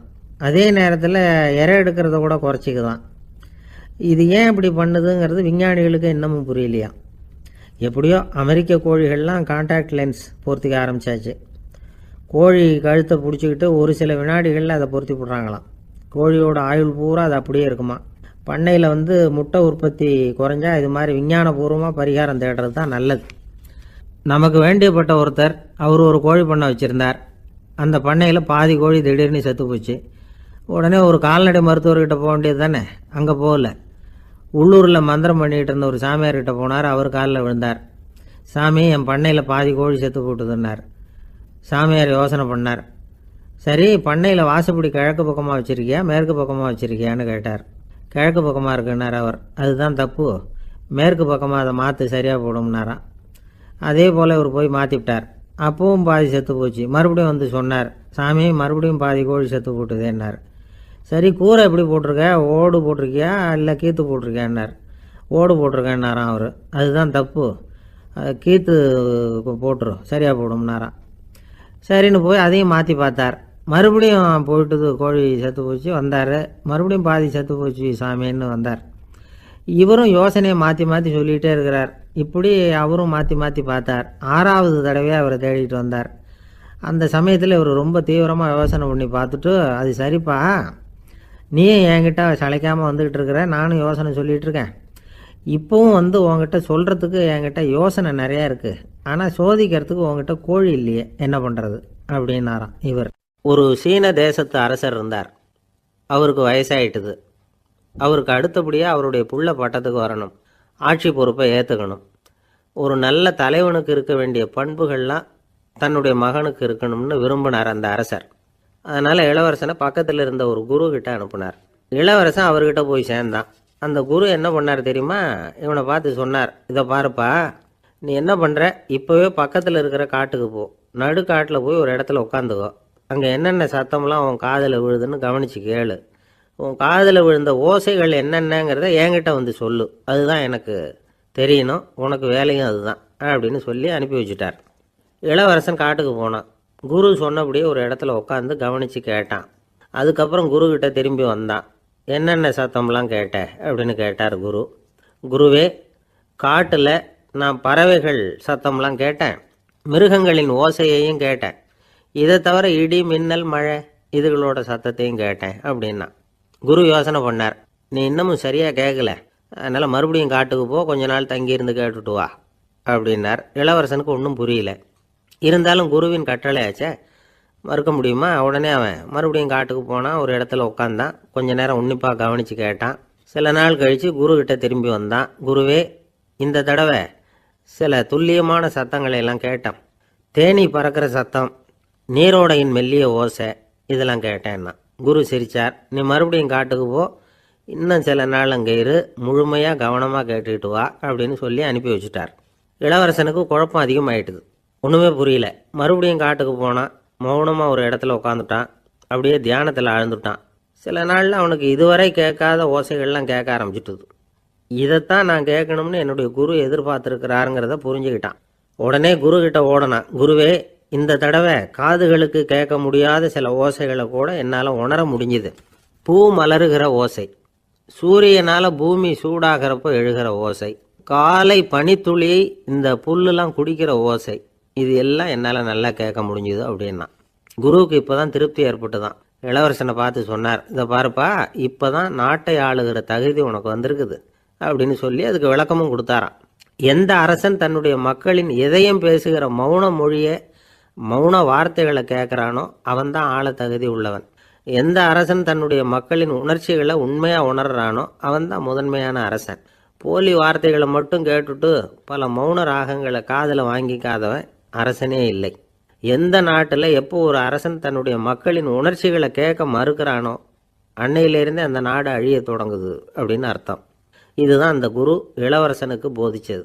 வாயால் பேசுகிறத மட்டும் கேட்டு ஏமாறக்கூடாது, உணர்ச்சிகளையும் கேட்கறதுல தான் மனப்பக்குவம் உண்டாகும். மக்கள் உணர்ச்சிகளை புரிந்து கொள்ளாத அரசர்கள் நீடிச்சிருக்க முடியாது.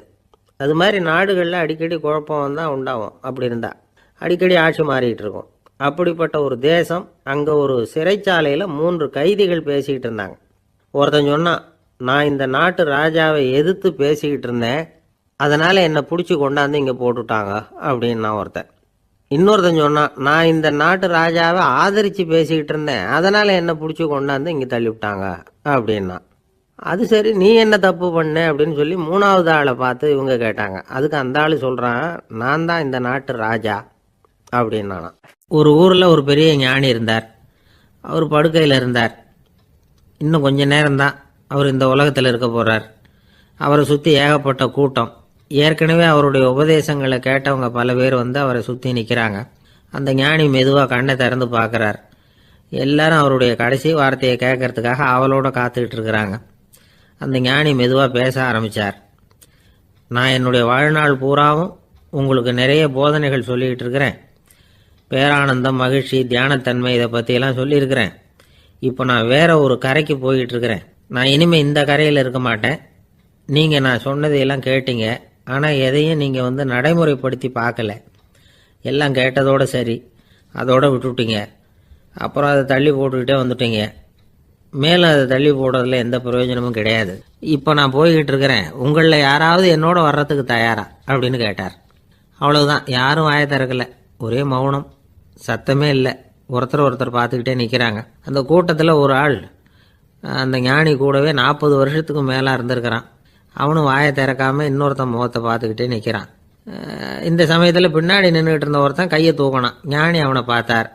சரி, ஒருத்தனுக்காவது நம்மோட வர்றதுக்கு தைரியம் இருக்குது அப்படின்னு நினச்சார். ஆனால் அந்த ஆள் என்ன சொன்னான் தெரியுமா? ஐயா, நீங்கள் கேட்குறப்போ நான் உடனே எழுந்திருக்கல, கையை மட்டும்தான் தூக்கினேன். என்ன காரணம்னா, நான் எப்படி அடுத்த கரைக்கு சேர்றதுங்கிறது தெரிஞ்சுக்கிறதுக்காக தான். அந்த விவரத்தை மட்டும் இப்போ உங்ககிட்ட இருந்து நான் தெரிஞ்சுக்க ஆசைப்படுறேன். ஏன்னா இப்போ நான் உங்கள் கூட வர்றதுக்கு தயாராக இல்லை. எவ்வளவோ காரியங்களை நான் இன்னும் இங்கே முடிக்க வேண்டியிருக்குது. வீட்டுக்கு ஒரு விருந்தினர் வந்திருக்கிறார். என்னுடைய இளைய மகனுக்கு கல்யாணம் பண்ணி வைக்கணும். அதனால் இன்றைக்கி உங்கள் கூட வர முடியாது. அது மட்டும் இல்லை, இப்போ உங்கள் கூட அடுத்த கரைக்கு வந்தால் திரும்பி வர முடியாதுன்னு வேறு சொல்கிறீங்க. அதனால் இப்போ நான் வரல. இன்னொரு நாள் நிச்சயமாக நான் வர்றேங்க, உங்களை சந்திக்கிறேன். அதனால் இப்போ நீங்கள் இன்னொரு தடவை எங்களுக்கு விளக்கமாக சொல்லணும். ஏற்கனவே பல தடவை சொல்லியிருக்கிறீங்க. தயவு பண்ணி இப்போ ஒரு தடவை சொன்னீங்கன்னா சௌகரியமாக இருக்கும். அந்த அடுத்த கரையை அடையிறது எப்படி, இப்போ ஒரு தடவை அதை விளக்கமாக சொல்லிட்டீங்கன்னா நல்லா ஞாபகப்படுத்திக்குவேன். அது சரியான சமயம் வர்றப்போ இது எனக்கு உதவியாக இருக்கும் அப்படின்னு நானும். ஆனால் உண்மை என்ன தெரியுமா? அந்த சரியான சமயம் வரவே இல்லை அப்படிங்கிறது தான் உண்மை.